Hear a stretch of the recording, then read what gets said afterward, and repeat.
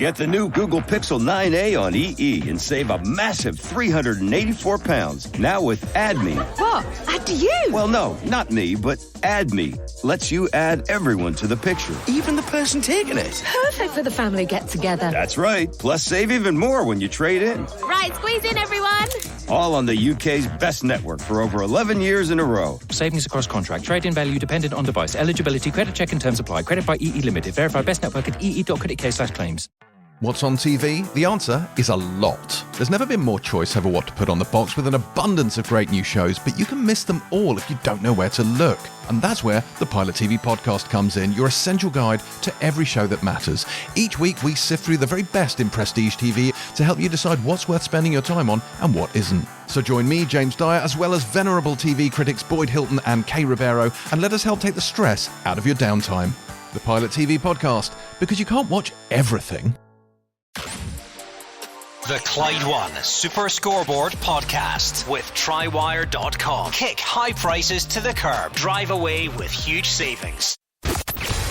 Action as it happens. And your reaction from 5 on the open line. This is Clyde One Super Scoreboard. Celtic 5, Kilmarnock 1 was the scoreline from the early kick-off. It means Celtic have done their bit should Rangers lose at Pittodrie tomorrow. Brendan Rodgers' side will be champions. It is a matter of when, not if, so it rolls on if that scoreline doesn't happen tomorrow. But nevertheless, the type of reaction that Brendan Rodgers was looking for. Plenty more fallout to come from that game. We'll hear from him. We'll see if it did reach his standards. We'll go through all the talking points with the guys, and of course the phone line's open a bit later on. But let's go round some of the other grounds, because we have a lot to look forward to this afternoon, and the 3 o'clock games are all about the split, the race for the top 6. 3 teams involved, and 2 of them go head to head against each other in North Lanarkshire. Motherwell against Hearts, and Roger Hannah is there. Yeah, and I hope Gordon Dale's holding his pencil, Gordon, because here are the permutations. If Hearts win, they take the final place in the top 6. If Motherwell win, they could make it, but only if St Mirren fail to beat Ross County. And if it's a draw here, the Buddies can clinch top spot with a win in Paisley. A draw would do for Hearts here, but only if St Mirren don't win. So it could be an afternoon of swings and roundabouts, and I expect you boys to be having a lot of the old as it stands as you chat our way through this afternoon. Motherwell 3 without a win since their triumph at Ibrox last month, and Hearts, they've got back-to-back defeats without scoring coming into this game, so it's not exactly a collision of 2 of the Premiership's form teams. Previous form in the head-to-heads doesn't give us much of a clue either. Motherwell won 3-1 here against Hearts in August. The Jambos won 1-0 at Tynecastle in January. Hearts' last win here, November 2023, when Lawrence Shanklin hit a double. But the big team news this afternoon is that despite James Wilson being suspended after his red card last Sunday, Shanklin is not in the Hearts team. Musa Drama has been promoted alongside Elton Kabangu, and the club captain again kicks his heels on the bench. No such an activity for Kofi Balmer. He's at the heart of the Motherwell defence after winning his red card appeal through the week. And I'll just give you the teams. 2 changes for Motherwell. Tawanda Maswanisi and Tony Watt in for Kai Andrews and Luke Armstrong. So that means it's Ellery Balcom in goal. Same back 3, Stephen O'Donnell, Kofi Balmer and Dan Casey. Across the middle, Tom Sparrow, Lennon Miller, Andy Halliday and Dom Thompson, with Tawanda Maswanisi and Callum Slattery in behind the recall Tony Watt.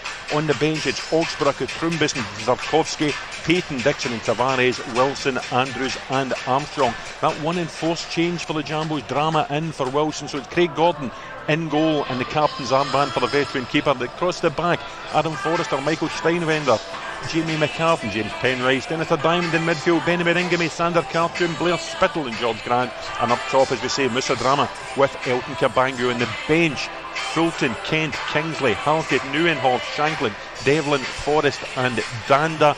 Motherwell, of course, Gordon this week still seething about being in the wrong end of 8 officiating errors this season. They're unhappy at the cost of a VAR system they feel has not provided value for money, and with the stakes so high this afternoon they could not countenance a 9th blunder against them. So all eyes on the referee Kevin Clancy and the VAR Don Robertson. And the other game which has top 6 on its mind is St Mirren against Ross County, and David Friel is there.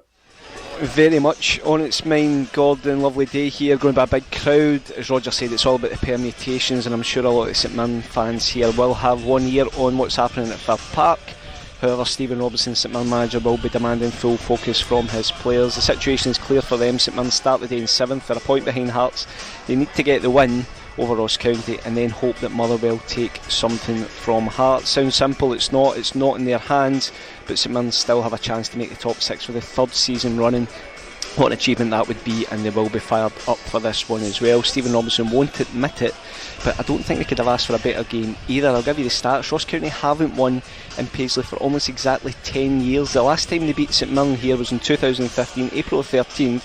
John McGinn, Jim Goodwin were playing for the Buddies with Gary Teal as the manager. It seems a lifetime ago. More than that, Ross County haven't even scored a goal in Paisley for 5 years. And they're also on a bad run in recent weeks. They start the day in 10th, or just a point above the relegation playoff. They've lost their last 3 games in the bounce without scoring a single goal. St Mirren had that really disappointing 2-0 loss to Dundee last weekend, but they thumped Kilmarnock 5-1 here in their last home game. And I think Stephen Robinson clearly will be looking for a similar display.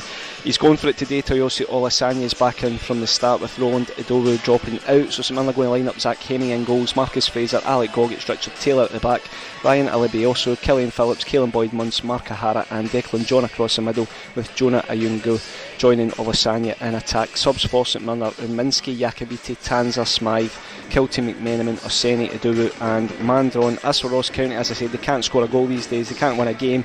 Ronan Hale is back in for the start in their search for goals with Kieran Phillips bench. So Ross County are going to line up Jordan Amisa in goals. Back to the Akil Wright, Casper Lapata and Eli Campbell.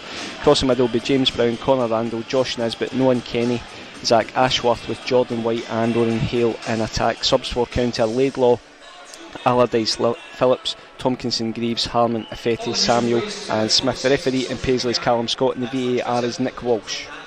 Let's go to the other Premiership offering this afternoon. Let's hear from Dave Galloway.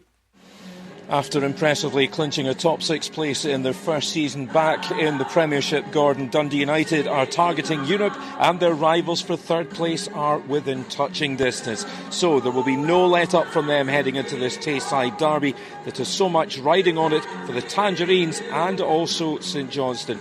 Their stunning win over Celtic certainly put the cat among the pigeons and gives them the belief that on their day they can beat anyone.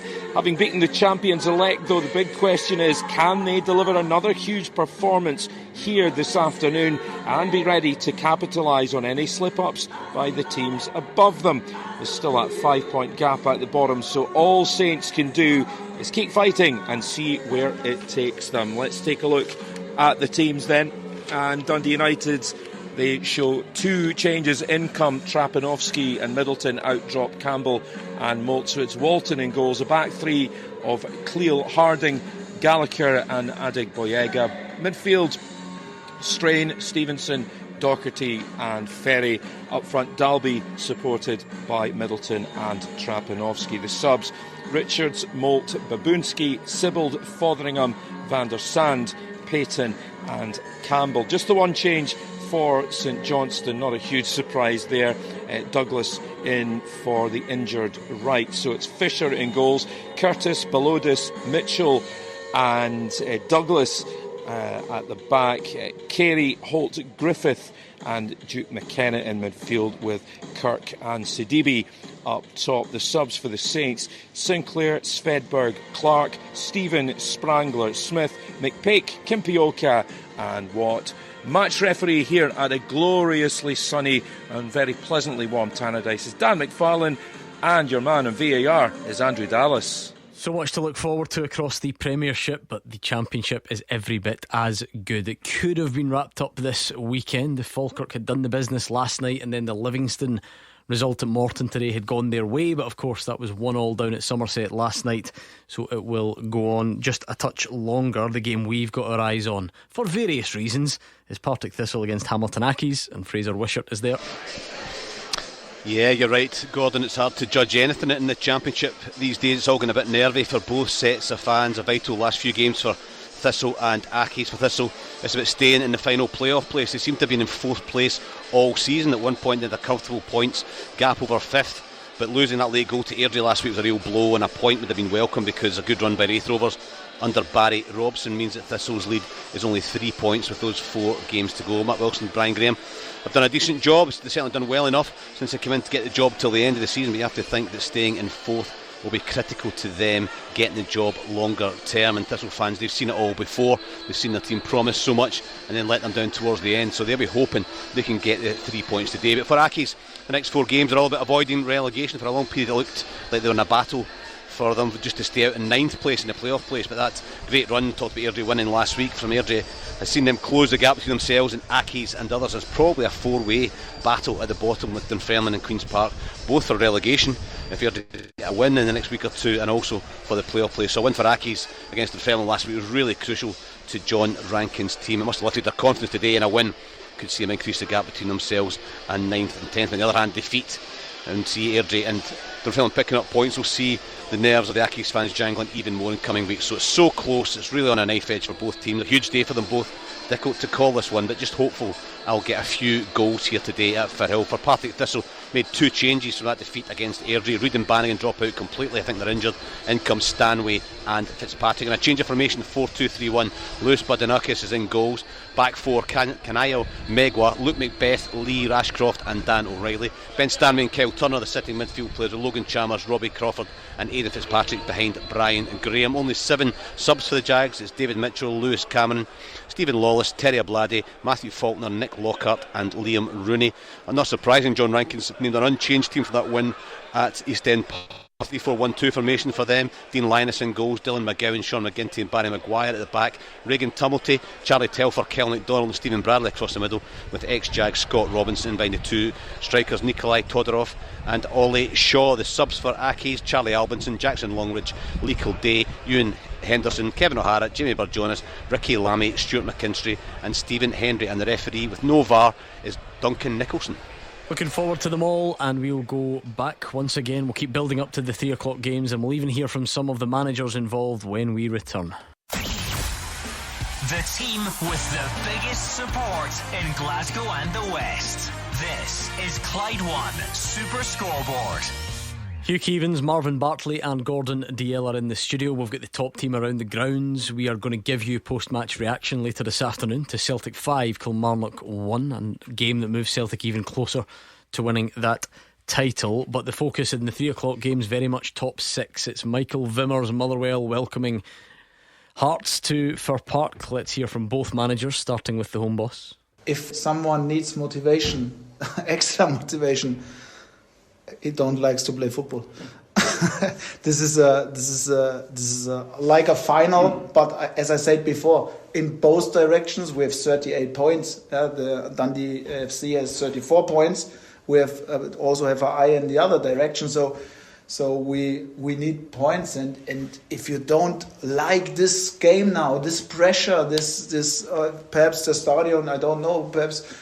Before the many spectators, there's pressure. If you don't like this and you need someone who gives you a motivation, I don't know if it is the right job for you. And what about the Hearts manager? We have that one game, it's in our hands. We know what we have to do. And if we do that, then we can look forward to some important big games at the end of the season, which is where we all want to be competing every single season. I suppose it's simple for Hearts, Roger, and that they're the only team with it in their own hands. Yes, they are. Listen, they're in pole position. That they would be, if you were offered, the managers, what position would they like to be? They'd like to be in Hearts' position. But, we talk about the prize of being in the top 6, the last place in that top 6. The real prize is avoiding a relegation scrap, because whichever 2 teams fail to get 6th place tonight, they're going to have a very anxious time after the split. You look at the table just now. Dundee are in that relegation playoff place, Gordon, in 11th with 34 points. But Hearts have got 39 points, and they would be in a real 5-way fight to avoid that relegation playoff place if they were plunged into the bottom 6. So whoever it is, whoever they're unlucky to have tonight, they will be looking over their shoulders, and the team that finishes 6th, whether it's Hearts, whether it's St Mirren, whether it's Motherwell, they will heave a mighty sigh of relief tonight. I think just because of the size of the club and the fact that they do have it in their own hands and so on, it all stacks up to this having more pressure on Hearts than the other 2. Yeah, without doubt, and I think there's a lot of pressure on the shoulders of Neil Critchley over the next 8 days, because if Hearts can get the win here today, or even get the draw in St Mirren draw, if Hearts can finish 6th and then Hearts can beat Aberdeen in the Scottish Cup semi-final next Saturday, that would represent, a reasonably good season, you would think, for Hearts. Off the back of a third place finish last year, it has to be said. But if they finish in the bottom 6 and they were to lose to Aberdeen at Hampden next week, I actually think there'd be a bit of pressure falling on Neil Critchley's shoulders, because Hearts, especially in comparison to Motherwell and St Mirren, have got an enormous budget. They should be finishing comfortably in the top 6, and if they don't get through today finishing in the top 6, I think there'll be a lot of scrutiny in that football department. Well, that's game one of that equation, of course, so Hearts with it in their own hands. St Mirren can get there as well. They're playing Ross County in Paisley. Let's hear from Stephen Robinson. To win the game, as I say, we're not talking too much about top 6. Top 6 will take care of itself, depending on things that we can't really influence. The only thing we can influence is winning the game. And as I keep repeating myself, if we win the game, we'll go on 41 points. So that is a massive achievement, and as you've rightly pointed out, gives you a little bit of breathing space from the bottom. If it manages to get us into the top 6, then we'll have a very good night. Fair enough.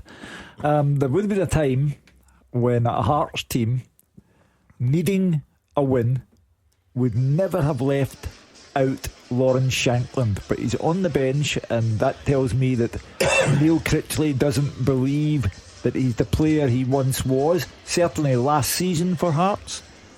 And that leads me to conclude I think St Mirren will beat Ross County and take advantage of the fact that Motherwell and Hearts will share the points at Fir Park, and St Mirren will sneak in through the back door. And Roger is bang on. If Hearts do not make the top 6, Neil Critchley under pressure. What do you make of that Lawrence Shankland situation, Roger? I'm really surprised. I was certain that when James Wilson was suspended for the game, it would just be a routine change. Shankland would come in up top alongside Elton Kabangu, and it was the thing that left off the team sheets when we got into my 1:45, Gordon, that it wasn't Shankland, it was in fact Moussa Drama.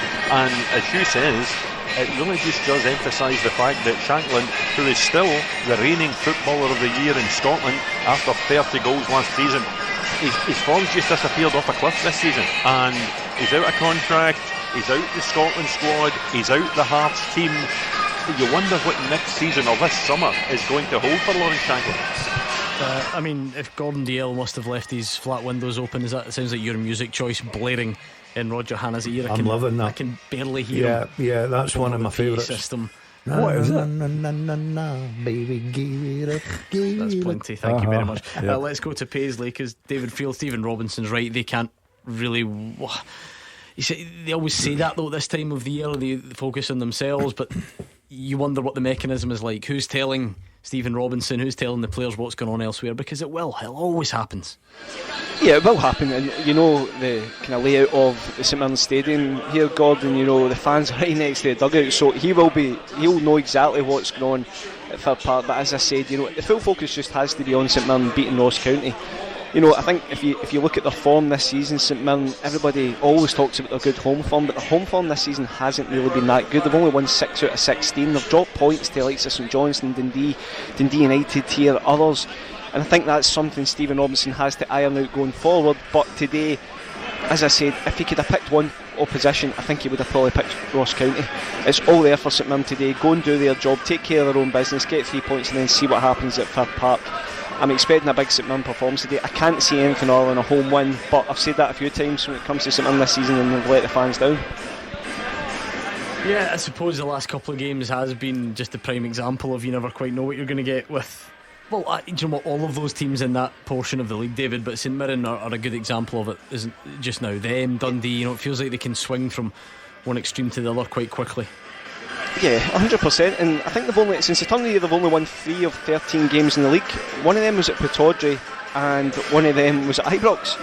They've been so up and down, but on their day I think they're a very good team. I really like Olisanya. You look at Killian Phillips, Caelan Boyd Munster, get goals in their team, they've got a solid defence. I think it's all there for them, but they just have to iron out this home form and get back to what they were doing maybe in previous years. But again, they can still make the top 6. Let's hear from Jim Goodwin ahead of Dundee United against St Johnstone. 6 clean sheets, I think, in the last 10 or 11 fixtures. So defensively, they've certainly improved. They've got very comfortable players all over the park, and we need to make sure that we get things right out of possession to put them under pressure. And then when we do have the ball, we need to do a lot more on it than what we have done in the last couple of games. What do you think? Was last weekend a sign of life from St Johnstone, proof that they can stay up, or too little too late? Too little too late, and helped by Celtic's performance against them. They just don't have it for me to stay in the top division, and I think that today Dundee United will prove that fact. I think there's a considerable gap between the two of them, and not just talking about points. St Johnstone, I think, will lose fairly heavily at Tannadice. Yeah, I think they'll struggle. I agree with you. I think St Johnstone are too far adrift now to stay up. It was a massive effort from them last week to beat Celtic at home, but yeah, I think they're cut adrift now. I'm sort of going to disagree with the boys. I think that I fancy St Johnstone to get something. Don't know if they'll win. I think they could get a point. And you look at Kilmarnock losing today. I fancy St Mirren to beat Ross County, and you look at Hibs playing Dundee at home tomorrow. I think that league table will be a lot closer by Monday morning. Into the Championship again, Fraser Wishart, you've sent us a lovely picture of Mark Wilson with his trusty stopwatch in his hand. Honestly, just he has to get all the accessories right. There might be an air of tension in that one, though. There's a lot going on there. We've spoken about, obviously, Brian Graham and Mark are in currently, and Ian Barraclough's the new sporting director.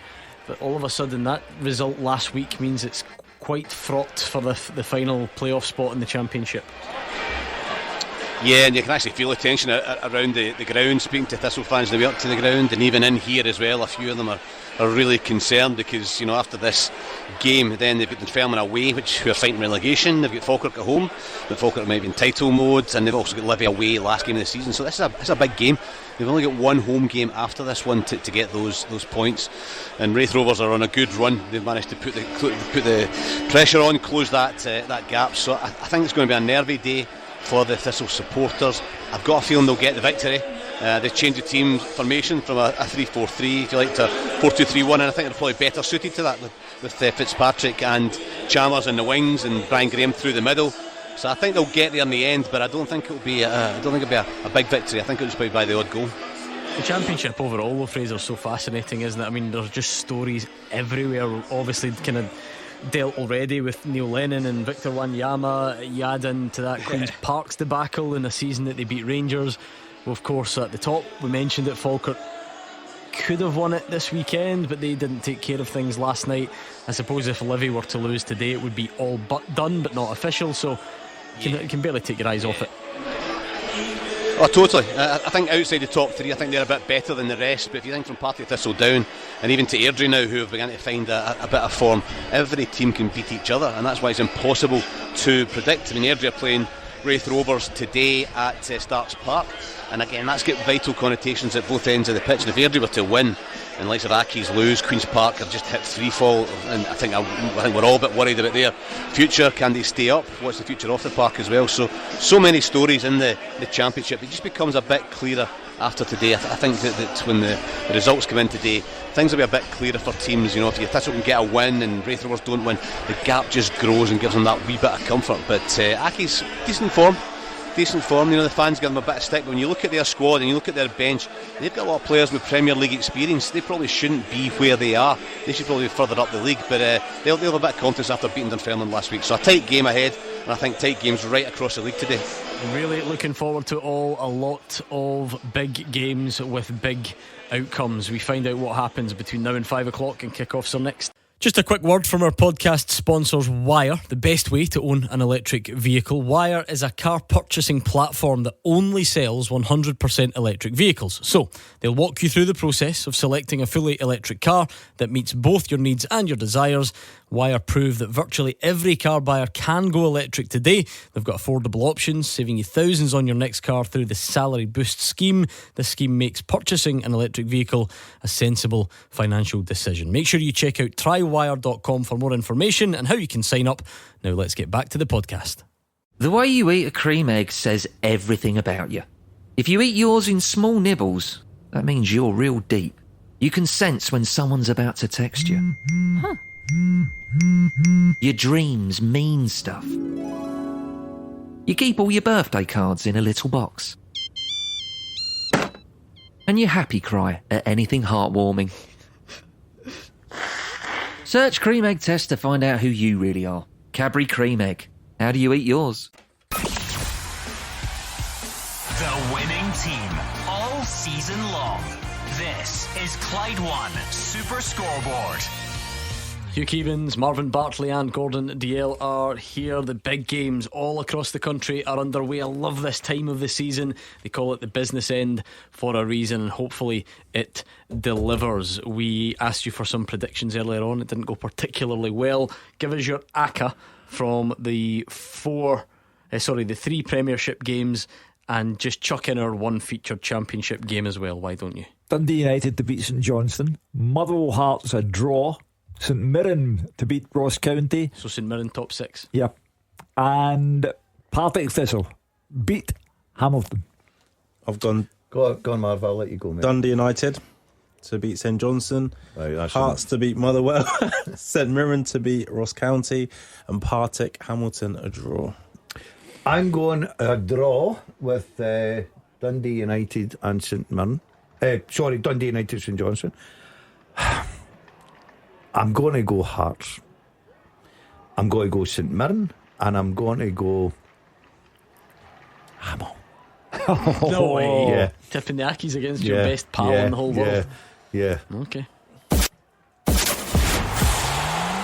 Clyde One Super Scoreboard. Goal flashes. With M&D Green Pharmacy. Get your essential medicines and vaccines before you head off on holiday. I love it, Hugh. I can almost feel the tension in the air. You look at Fir Park, Paisley, everywhere you look there's just something on the line. The Championship, everywhere. Like we said, it's the business end of the season for a reason, and we have huge games everywhere you look. The most repetitive phrase of the afternoon will be as things stand, because it's going to be a picture that fluctuates, and I look forward to every second of it. As I said, there would have been a time when Hearts, needing a win, needing goals, would never ever have left out Lawrence Shankland, and they have. Will that be a telling factor? It's a big call, that, Hugh. Yeah. I think that's a massive call. Look, he's not scored the goals because he plays in a different position. I feel for him, because me personally, I don't care what MD says. If I was managing Lawrence Shankland, he'd be a centre forward, he'd be a number 9. He showed that last year when the amount of goals he scored. One player of the year, Scotland, rightly so, part of the Scotland squad. Everybody was talking that he should start in the Euros. Number 10 he can play, no doubt about it, but I feel for him. I think that's what's happened to him. I think he's been left out because of that fact that he's played as a number 10 now, because he is a goal scorer for me. Do you think they've had to move him though, because he wasn't scoring the goals up front though? And I don't think he was offering enough going in behind. They needed to stretch the game. That's what we saw. I think Wilson, start games probably before he was ready for it, and then they brought in pace up there again. Yeah, but am I correct in saying that the season he did have, Marv, did he not have a slow start? And then he started banging in the goals. Yeah. And that's what happens with strikers. It just takes that one goal to come along, confidence, in the next couple of weeks. For Motherwell, Craig Gordon dropped Andy Halliday's free kick, and Maswanisi, who back into the starting 11 today, has not played a lot of football under Michael Wimmer. He fires it over the bar. I like Maswanisi. He could have an effect on that game. Michael Wimmer doesn't appear to. It's been a strange. I wonder if he's not impressed with his application, perhaps. It's bizarre that Motherwell haven't won a game since winning at Ibrox against Rangers. Bizarre. And Michael Wimmer, he will be under pressure if Motherwell are forced into that 5-game sequence where your Premiership status is at risk. Yeah, I agree, Hugh. I think they need a result. I really do. This could be a big afternoon for them. But you're right, since that promising result at Ibrox, their performances have been poor. You could say maybe a little bit unlucky with the sending off last week. Gives them a mountain to climb, but all credit to Kilmarnock at home. But they need a result, and probably today is a big one for them. I just think that, Maswanisi, even Tony Watt, it takes 1 second, one predatory moment gets you the goal and gets you the prize. And that's why I'm surprised that Shankland, who is capable of that one predatory moment, he might have a bad game otherwise, like centre forwards can have. They can have a terrible afternoon and still come up with the winner. So it's going to be an afternoon about players who are capable of changing a game in a heartbeat. I think the difficulty is with Shankland, and listen, you've seen him playing in number 10 and we're speaking about him just there. It's 4 goals all season. 27 games, he's got 4 Premier League goals. It makes it hard for the manager, I think, to keep on playing him if you're not happy with what he's then doing off of the ball, because he was captain, by the way, and it's a massive call to take him out of the team.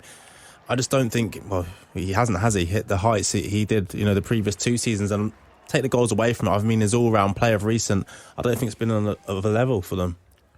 Yeah, but my argument's quite simple for me. I don't think he is a number 10. I think he's capable of playing it. I think he's a striker. Let's do this, Hugh, whilst we await our first goal of the afternoon. Good. First half teaser. With the scottishsun.co.uk/football for the best football news and opinion online.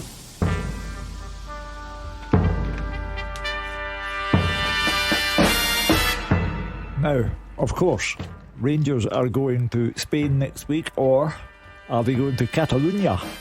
The people of the Basque Country don't consider themselves to be Spanish, do they?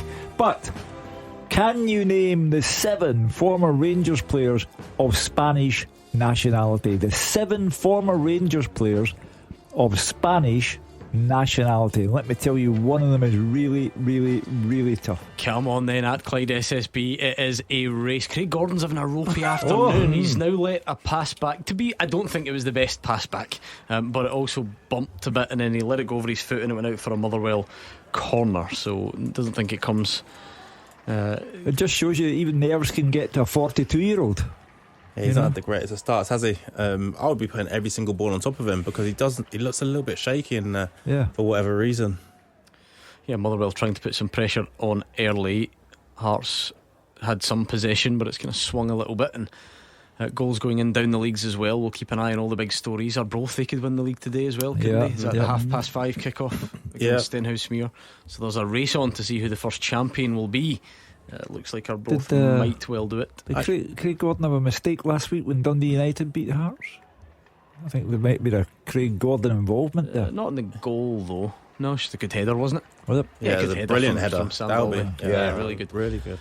Take it back, Craig. Queen of the South 1, Montrose 0. Adam Brooks with the goal there. So we're getting some goals going in down the leagues in Scotland, just nothing in our top flight yet. Cabangu, I think, tried to race through for Hearts, but Ellery Balcombe, and I actually wondered, Gordon, if there was a decision to be made, because Aston Oxborough's back fit, he's in squads.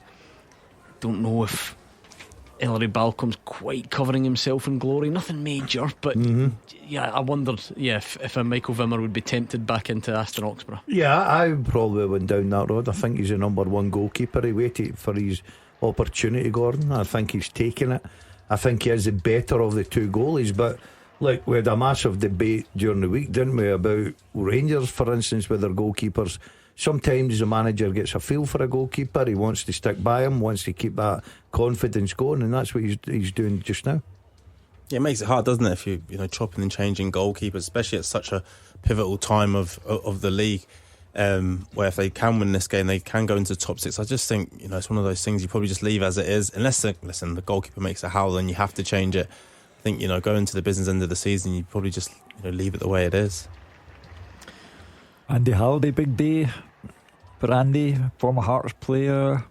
Now he's got to do the best he can to put them into the bottom 6. Will he celebrate? He gets top marks for his attendance this season anyway. He's been an ever present for Motherwell, and you don't get many of them in this day and age, particularly at the stage of his career. Has he been ever present? I think so, and if not, he's certainly played more than anyone else.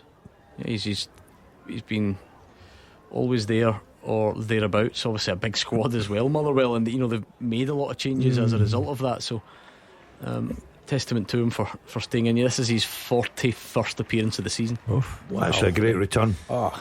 Great return for him. see if he's in on Monday though. See what happens here. See how bad a mood he's in, or see if he picks up another injury.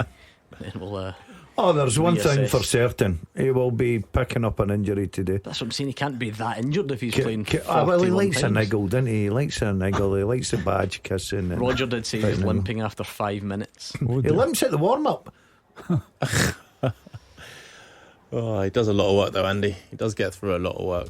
Come on, Marv. You can't just sit in the front. Really good player. He's not here out there. He's not hearing you, mate. I've got to back him up. I have to. on. Massive player for Motherwell. You two know it. The teaser, Gordon Dalziel, is that one that's up your street? Do you save yourself for the Who Am I? Yeah, but I've got a couple there for. Okay. They're very obvious ones, but yeah, but there's a real one there that I think Alan McCoy signed. Am I correct in saying that? No, just wait, okay? Just you wait. A winger at Clyde SSB on the teaser. Accies have started well. Ollie Shaw inches wide with a 20-yard shot. Thistle are giving the ball away. It's not the way the Maryhill Mourinho wants to play. I'm telling you now, his stopwatch will be in the drawer within 2 weeks. He's running a bit. You should hear him, Marvin, on Thursday, right? Unfortunately, I come in early. My goodness, you should hear this guy, right? He's like David Friel with a tactics board. I've never heard so much nonsense in all my life from him. With friends like you, I know. Look, I don't want Andy to do well, Hugh. There's no point me sitting here and trying to pull the wool over MD's eyes. I love failures. Right? See now that you've got a flavour for it. Oh man! See when things weren't going well at Queen of the South I last could season. imagine. Can you imagine what I was said? I could imagine. I should have been listening. No friends in this business. I should have been listening. Hearts are looking quite shaky playing out from the back. Marvin, it's not really working for them. Yeah, listen, there's pressure on them, isn't there? You know, we spoke about it before the game. Roger was talking about there's big pressure on them to finish in the top six, not only the players, but I think the manager as well. I think if they finish in the bottom six, regardless of what they do, in the next round of the Scottish Cup, it will be seen as a failure. And listen, Neil Critchley will be trying to hide that from his players, but they'll understand it. They'll understand that the demands on them, and yeah, they started the game a little bit shaky, understanding what's there, but they need to go and win this game of football. It's quite that simple. Well, Robbie Nielsen's lost his job in Florida, so he'll be looking at the Hearts result. Surely he not. might be there. Surely not a third time. Oh, could you imagine? No real excitement at Tannadice yet. Will Ferry fizzed the left-footed shot just wide. It actually looked like it was going in, but goes just past the post. There's Andy Halliday down again. No. He's fouled though. He's fouled by Benny Benning. I thought you meant he was injured. No, he's been fouled. That's all I mean. The kit man must hate his jersey and shorts after a game, eh? Andy's in for a double wash. He loves Benny Beningame as well, so he's probably just trying to use his experience, just go down under the pressure. Yeah, he loves Beningame. He used to be a winger, didn't he, Andy? So he's used to that. Yeah, he started down the road. He was a winger. Flying winger at that, by the way. Well, I don't know about that. Yeah, he was decent on the wing. Yep. Not a flying winger. He was decent. He was, yeah. He had a bit of turn of pace about him. No. He's an old man now. He's not got the legs anymore. But yeah. Did you ever play against him in England? Yeah, I would have. Seriously? Yeah. That's quite. I would have. There's a kind of overlap there that I hadn't really considered, because obviously you would a hard tackling winger. Were you always a midfield player, Marv, or were you just that bad in other positions? Yeah. No, I started up front. As a kid, yeah. Then I went centre half and then centre mid. Okay. Yeah. Can't imagine it. Yeah. Which one? All. Everyone just says they started as a striker, though, don't they? Yeah. I was a winger. Were you? Yeah, I was. I bet you never surpassed absolutely anybody. Mate, I'm telling you now, I was like Formula 1. I was that quick, right down the wing. Woof. End product, brilliant, right? And then they decided, because I had so much pace and I was a natural goal scorer, put me centre forward. And the rest is history. I went on to have the worst career ever in football. The rest is hysteria.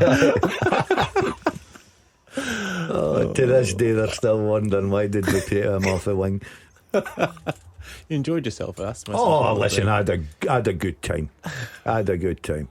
Score a couple of goals, get subbed in the 67th minute, and you're in the Hamilton Palace before a full time whistle. Watching the results come in. The Gallagher brothers must have watched you at Manchester City and thought, we've got to get out of this and go to rock and roll, get away from watching this. Dreadful at City. That was absolutely dreadful. Anyway, back on planet Earth in Scottish football, not a lot happening though, I have to say. That's why I'm quite happy to let him rumble on for now. We're going to hear from Brendan Rodgers very soon. Some interesting stuff from him in the wake of that 5-1 victory against Kilmarnock. Speaking about various topics, so we'll play you some of the best bits when we can. Managers always say I didn't watch it, but do you think Brendan Rodgers will sit and watch the Aberdeen Rangers game tomorrow? 100%. 100%. Yeah. See if he's a champion. No, I don't think you. I think all managers, because potentially he could play them in the cup final as well. Yeah, you know what I mean. Yeah. So I think if you're a manager at that level and two teams are playing it, like say Aberdeen Rangers, I think you've got to sit there. Depends what else you've got on. Well, yeah, okay, right. Barbecue or something. Yeah, to be fair, well, good point. Enjoy the weather. Tomorrow's our last dry day for a while, so you better enjoy. None of you are watching the game then. Sean Batty joining Gordon Dalziel and Hugh Keevins in the studio this afternoon. I'll be texting Marvin Monday. What's the weather, folk? I'm going to play golf.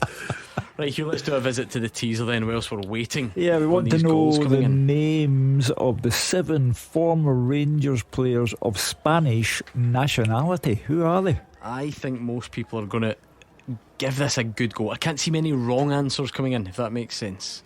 I think people either won't be able to get them or will be struggling to dig some out. Roger Hanna's given it a go. You won't be surprised to see he, I think, might have them all already. Roger has. We're certainly pretty close, so get those guesses, keep them coming in at Clyde SSB. We got a goal. We do, it's a big one. With M&D Green Pharmacy. Partick Thistle 0, Hamilton Accies 1. Don't you just love a Saturday? Do you know what you have to bear in mind? We have Partick Thistle fans listening. It's not all about you trying to get one over on Mark Wilson. Okay? No, look. Try and behave. Partick Thistle 0, Hamilton Accies 1, Nikolai Todorov after 15 minutes. I think. Listen, I was listening to Fraser, whose knowledge of the game is second to none. Right, and he's right in what he said. Hamilton have got a good squad. They've got good players. I listened to him reading the team out, right, and I thought to myself, that's a difficult one for Partick this afternoon. Look, I'm a massive Partick Thistle fan. I played for the club. I love them. It's in my heart. But I just fancied Hamilton fighting for their lives today. Tell you what, they better hope Wraith don't win, or that stopwatch will be certainly in the cupboard by 5:30. It's the other end of the table as well, because as things stand, Hamilton are 5 away from Neil Lennon's Dunfermline, 5 points in front of them. Bad miss for Hearts. Sander Cartum over the top. He probably should have scored. So it's a bit of a let off for Motherwell. Hearts haven't really done much so far, but that was a big chance to open the scoring. He's had these moments as well since he signed. Remember the terrific double that he scored? Was that the cup game actually? That was, yeah, against Dundee. Yeah, it was at Tynecastle. 2 fabulous goals. Yeah, listen, he was a player that obviously after that game the Hearts fans were raving about, and he has an opportunity he probably should do better with. Technically very, very good footballer though. He's taking his time to work his way into it. Goal flashes with M&D Green Pharmacy. Partick Thistle 0, Hamilton Accies 2. Scott Robinson with the goal, and it's the ex-Jag Scott Robinson, of course, so that will not go down well. It has turned into a very tough afternoon for Partick Thistle already. Fraser Rushett will be sitting in the midst of bedlam, because the Partick Thistle fans will not take that well at all. Huge scoreline for John Rankin, the Hamilton Accies manager. Neil Lennon, when the news is relayed to him, will be thinking, right, at the moment Hamilton Accies are 5 points above my team. So now we're getting the drama. The drama is beginning to crank up. Marv, I think we need to move over. Mark's just come in his car there. He's parking as we speak. I've got something for him. Listen, I'm not having a dig. I just fancied. I look at Hamilton's squad. They have got better players than what suggests. They get a good result against Neil Lennon's Dunfermline. Partick lost a late goal last week. They've been doing great under Mark and Brian Graham, but that's sneaky for Hamilton today. Bit of a blow for Motherwell, and what a week Kofi Balmer's had. Sent off, a pretty poor decision by most people's reckoning. wins his appeal, so gets to play today and only lasts 20 minutes and limps off with a hamstring injury. Replaced Motherwell down to the bare bones a bit at the back. Remember, no Paul McGinn, no Shane Blaney, no Liam Gordon, and so on. So Johnny Katrumbis is going to come on for Motherwell. He's only played 4 times before now.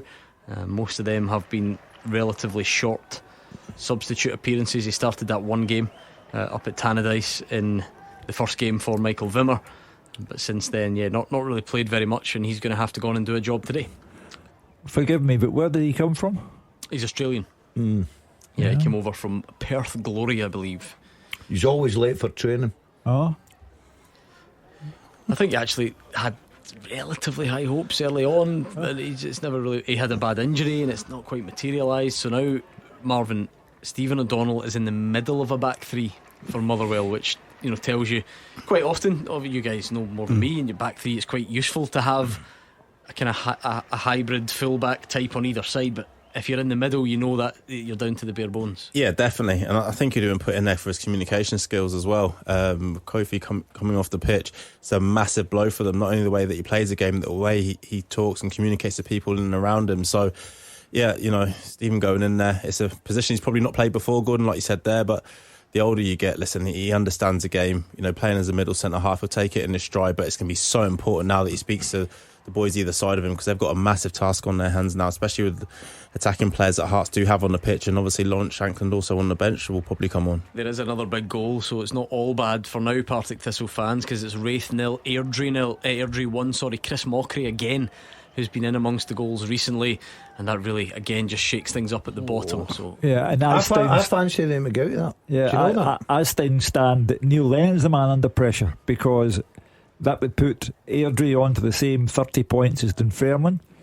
And although Dunfermline are playing a Queen's Park team who have lost 8 games on the bounce, 8, it's still goalless between Queen's Park and Dunfermline. Yeah, they're still goalless, so we've got a goal in the Premiership. Goal flashes with M&D Green Pharmacy. Dundee United 0, Ross County 1. Ronan Hale again, a goal that would really shake things up. Hold on, Ross County?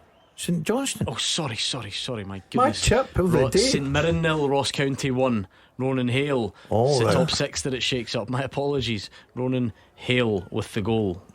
I didn't see that one coming. No. I really didn't. I thought St Mirren would win that game and win it comfortably. But listen, Ross County under Don Cowie have done really well. They've been fighting away. Only a couple of weeks ago they were looking at the top 6, and they now find themselves obviously looking over their shoulders. But that would be a massive one for them if they can win that game. David Friel before the game told us 10 years since Ross County won against St Mirren and Paisley. 5 years since Ross County scored a goal in Paisley against St Mirren. And Ronan Hale, it's been checked though for something. Who knows what? It's been checked, so it might not stand. But as it sits at the moment, it is a lead for Ross County. Randall, Nisbet, they both nearly scored, and then Hale does. Poor defending that will frustrate Stephen Robinson, but he'll be hoping they can get a reprieve thanks to VAR. Morton 0, Livingston 2. Scott Pittman with the goal, so highly unlikely that we move any significantly closer, should I say, to the Falkirk title win. It will come at some point, you'd imagine. We think this has been checked for a foul right at the start of the move, but the goal is given. St Mirren 0, Ross County 1. A blow to St Mirren's top 6 ambitions, and a big boost for Ross County's ambitions down there as well, to do that as it stands. But they obviously move on to 38 points above Kilmarnock, and one behind Motherwell, who, like we said, as it stands, have a point on the board. If you're still Stephen lots Robinson, to play for, you look at yourselves first, because you had home advantage. You're playing a team who are bothered down at the bottom of the league, who have lost 3 matches on the bounce, who don't score goals, and you're a goal down. You have to look at yourself. Hearts will be delighted with that goal as well, though, won't they? Yeah. They find themselves in the position now, as long as they don't lose this game of football, the way things currently stand, then they'll be into the top 6. Well, that's true. Yeah, a draw would be enough. Yeah. But Motherwell will probably edge the game at Fir Park. Nothing major though, to be fair, but it's fairly 50-50 if you were being picky about it. But Motherwell, I think, would be comfortable enough or happy enough with what they've done so far. St Mirren did start well but have faded in that game, hence the reason they fall behind, and still nothing elsewhere to tell you about. But as I say, the drama is cranking up. Down at the bottom of the Championship, it's getting particularly interesting. Yeah, Queen's Park could be pulled right into that. If they lose that game of football today and find themselves in that relegation playoff, I think they're probably the only team that, if they do end up in there, that could potentially be relegated. I think the other ones will have too much. But Queen's Park are on a terrible run of form. They're in good form now. Yeah, you know, they're a good result against Thistle. They're up at they're up at Kirkcaldy, 1-0 up already. Story of the season if they incredible. managed to avoid it. Yeah, because they were cut away, weren't they? They were done. Distance. Yeah, they were written off. It's been a massive turnaround. Fair play to their board as well, sticking with Reece, because it's been easy to get rid of him. Yep. Sidibe goes down in the box, but no penalty up there at Tannadice. Right, would you like to hear from Brendan Rodgers after the game today? This was him on the performance this afternoon. Well, it's perfect. It's what we talked about in the week, about having that winning attitude, and you mix that with the talent, then that's the type of performances we produce. So as disappointed as I was last week, I'm so happy for the players and the team this week. And performance level was so high, especially in the first half. The connections, the speed in the game, the quality of the football, everything that is good about the Celtic team, that was it today. But it all comes from a big concentration and a big attitude in the game. Did you play against a team that man marks you as well? You've got to be able to have the flexibility and the movement to lose the individual markers, because it's a tough challenge, but we did that so well. Attacking connections, running, mobility, and obviously then the counter press, which we didn't concede so much. Second half, Derek makes changes, making them really hard to beat, but we still get in and maybe just miss the wee final bit of luck that you need. But some of our play outstanding, and obviously Tony gets the goal at the end and caps off a brilliant performance. Well, he goes from seriously unhappy man to delighted man in the space of 7 days, using words like perfect, quality, attitude. So he got what he was looking for. He took his players to task, he challenged them to respond, and they did. Interesting, it says concentration and attitude. When you mix those two things with ability, that's what you get. It's almost like to say that the players weren't doing that. They didn't have the right attitude to go and win games. They weren't concentrated. Goal flashes with M&D Green Pharmacy. Dundee United 1, St Johnstone 0, and Adebayoga is the man with the goal. He's only about a yard out, not much to do, but he provides the finishing touch, and that one so far going with form, going as the league table would suggest. It was Will Ferry's corner, eventually fell to Adebayoga, and he provided the finish. I think we'll find that last Sunday was a false dawn for St Johnstone. They're under serious pressure now, and I expect Dundee United to score more goals. What a job Jim Goodwin's done, by the way. That team coming out of the Championship last season to this season, getting into the top six and winning today's game, and take them level with Hibs on 50 points. Unbelievable, 18 months to 2 years that they've had under Jim Goodwin. Deserves massive credit, by the way. It's not over yet, lads. He's going too early. What do you think, St Johnstone going to come back and win? Yeah. No, I think they'll get a draw. Yeah? I've said that from day one, yeah. Anyway, we were listening to Brendan Rodgers. He was full of praise, Gordon, for his team. Yeah, rightly so. I thought first half they were excellent. They come out the traps. He was looking for a big response. He was certainly given that. I thought some of their football they played, as much as Kilmarnock tried their very hardest to close them down, their passing movement was too good. And when Celtic are in that form, they've just got better players. Yes, I think Derek, rightly so, second half sort of strengthened it a little bit, made sure that they weren't easy to beat. And he would have been, I think Marv was right in what he's saying, he was delighted to get out there 4-1. That could have been a real sore one this afternoon, but I think Brendan Rodgers got exactly what he wanted, the response. Well, as Marvin said, the manager can see this in training, and he's thought, I will have to call these guys out and just let the public at large know that this is not acceptable at Celtic. And he got his response today big time. Shows he's got a really good dressing room though. We speak about it all the time when players are called out, how they respond, and his players went out and responded in the best way possible. You know, like you said, that first half performance was absolutely brilliant. Probably the best I've seen Celtic play over a 45-minute period, if I'm honest. They were fantastic. But it also helps because the guys who we felt were on the receiving end, they came out the team. So it helps when you've got a squad and Greg Taylor can come in and put in a man of the match performance, you know. So it wasn't as if the same players stayed in and then they responded. As a group they did, but it's also, you know, he had to make the decisions to rotate certain elements of it. Yeah, and again, credit to him. But when you take big players out of a team, I think it lets the others know that if Jota can come out or Kuhn can come out, any of us can come out.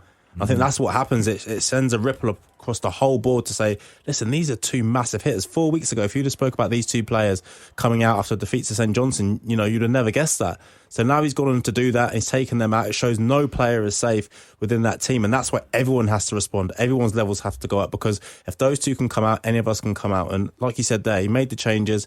It worked wonders for him, and then he brings, you know, those two players on. Schlupp comes on as well, obviously after being dropped, and listen, they come out and they improve the team as well in terms of their energy and their performances. Where do you think this leaves Liam Scales, for example? I think it leaves him with the shirt. I think it has to. I think it's one of those things that, you know, as I said earlier on in the show, I thought he was extremely harsh. He dealt with in terms of losing the shirt. You know, obviously, you know, Brendan's brought in Trusty for £6 million, whatever it was. So at some point you have to bring him into the team. But I think Trusty's now lost the shirt, and it's Liam Scales' shirt to lose. You happy with that, Hugh? Seagulls are leading. Brighton 1, Leicester 0. Penalty, well, Pedro. So Leicester, it's a shame. You know, we all remember that unbelievable season with Claudio Ranieri. They're gone, aren't they? Oh, they're gone. They're gone. You look at Vardy. You know, that season he was magnificent, but he's now a guy who's at the wrong end of his career. Yeah. I'll let you hear Derek McInnes' thoughts at some point as well. The producers will probably just edit a bit of it, because his first answer was 5 minutes long. Oh, wow.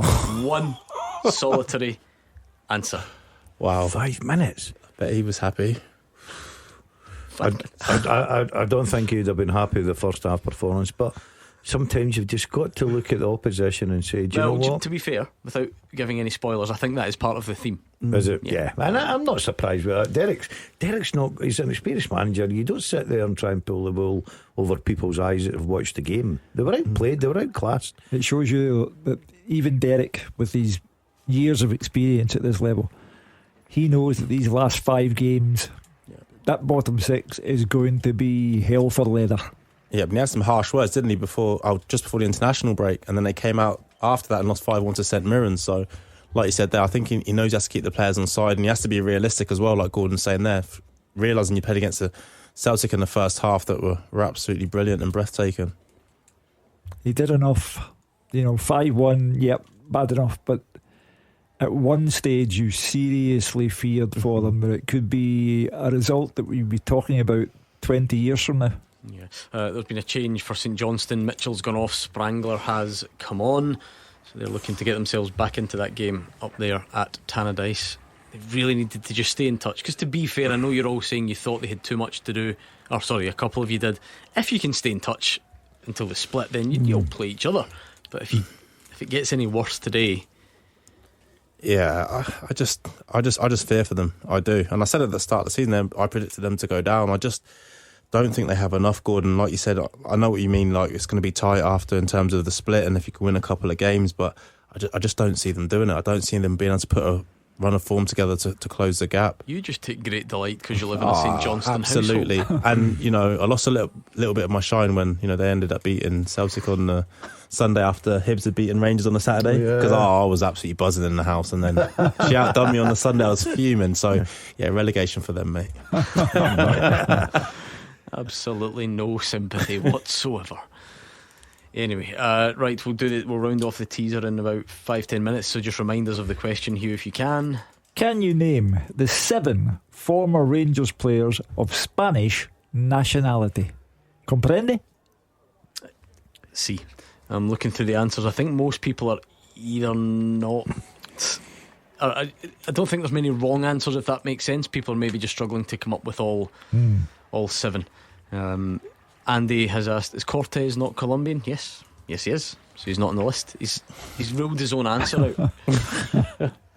Anyway, right, keep the tweets coming anyway. Forrester's now booked for pulling back Lennon Miller after Carton lost the ball. So Motherwell doing okay in that game. I think the home fans will be pretty happy. Hearts fans maybe not quite so. Dumbarton 0, Cove Rangers 2, Fraser 5. What a week, or a couple of weeks it's been for Dumbarton. First team to get relegated in Britain, then go and beat Kelty 6-0 away, which sees Charlie Mulgrew end his stint as Kelty manager. It's a fairly spectacular way to say goodbye to your managerial career. Yeah. 6-0 at home to a team already relegated. Managerial career, you saying he's done, Hugh? I don't think you fancy it much after that. Yeah, I don't think the managing game for put you off for life. That's you've got to look at what your strengths are, and you know, he's only 11 games though. Surely he can come back. No, I don't think Charlie's that kind of guy. I think Charlie's. I don't think he's set out for it. He tried the youth system, obviously. But you never know, because you guys should know every club's got such a different set of circumstances. If you write it all off after 11 games. I think some people are natural coaches and some are natural managers. We're getting a real insight into managerial psychology just now. Barry Ferguson, midweek, Athletic Bilbao, 10 men, ended up with 9 men. They're fourth in La Liga, but he still managed to get something out of the players that he had said 5 days earlier. That's not a Rangers team. Were you a manager or a coach? I started off, so when I first went in, I loved being on the grass, so I was doing a lot of coaching. But as we went into kind of the second season, I'm probably doing more managing than coaching. That's probably one thing that I regret. That I should have. I really enjoyed being on the grass, and I think it's probably my biggest strength. But a little bit more hands-on. Yeah, and there's a lot of things going on in the background that you have to deal with, as you know. It's it gets a bit busier. Goal flashes with M&D Green Pharmacy. Equaliser for St Mirren. They have levelled things up, and it's Caelan Boyd-Munns who's scored the goal. Remember, Ronan Hale had County in front, but we are now level in Paisley, and Caelan Boyd-Munns continues his good form recently. It's his 6th of the season. More crucial, it's his 4th in his last 4, the midfielder. And a good time to get one. And no wonder they've offered him a contract extension. Been an important player for St Mirren, and they started badly, got a goal behind to a team who don't score.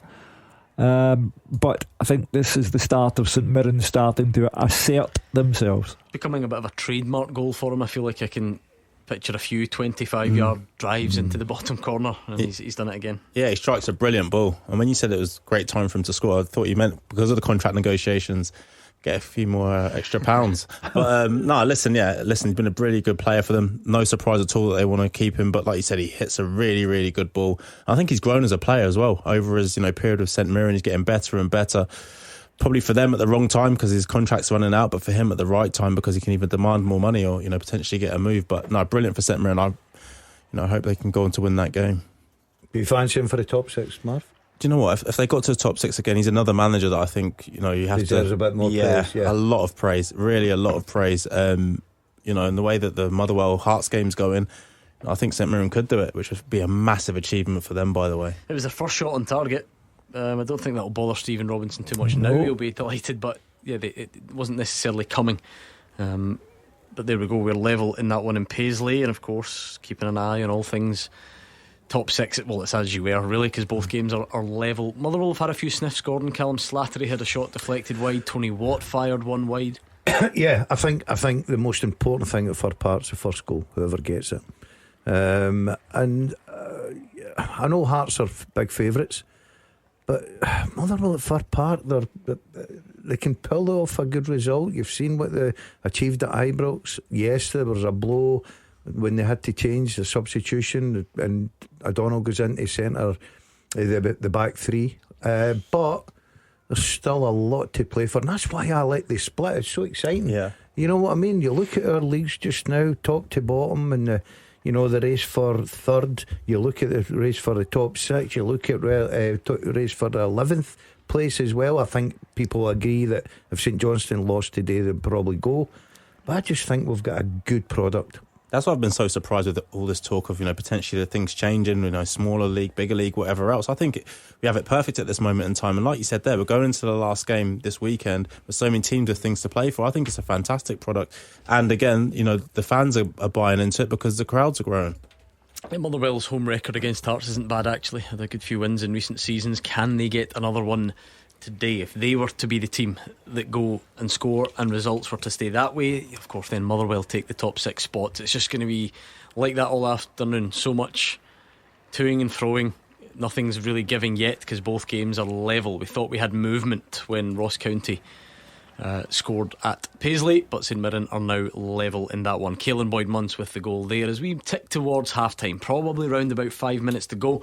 Trapanovski's had a shot for Dundee United, but it goes straight at Fisher, who was excellent against Celtic last week, wasn't he? Yeah, terrific. He got a break when James Forrest should have scored, but he kept it out. It was Forrest's fault, and Fisher gets credit for keeping out the attempt, such as it was. But there's no belief that St Johnstone have the players who can keep them up. It might not be enough for them, but at least they addressed that. Marvin, I bore everyone on this show. I think my number one relegation theory is just always about the team that goes down usually has a problem in goal. And St Johnstone had a major problem in goal.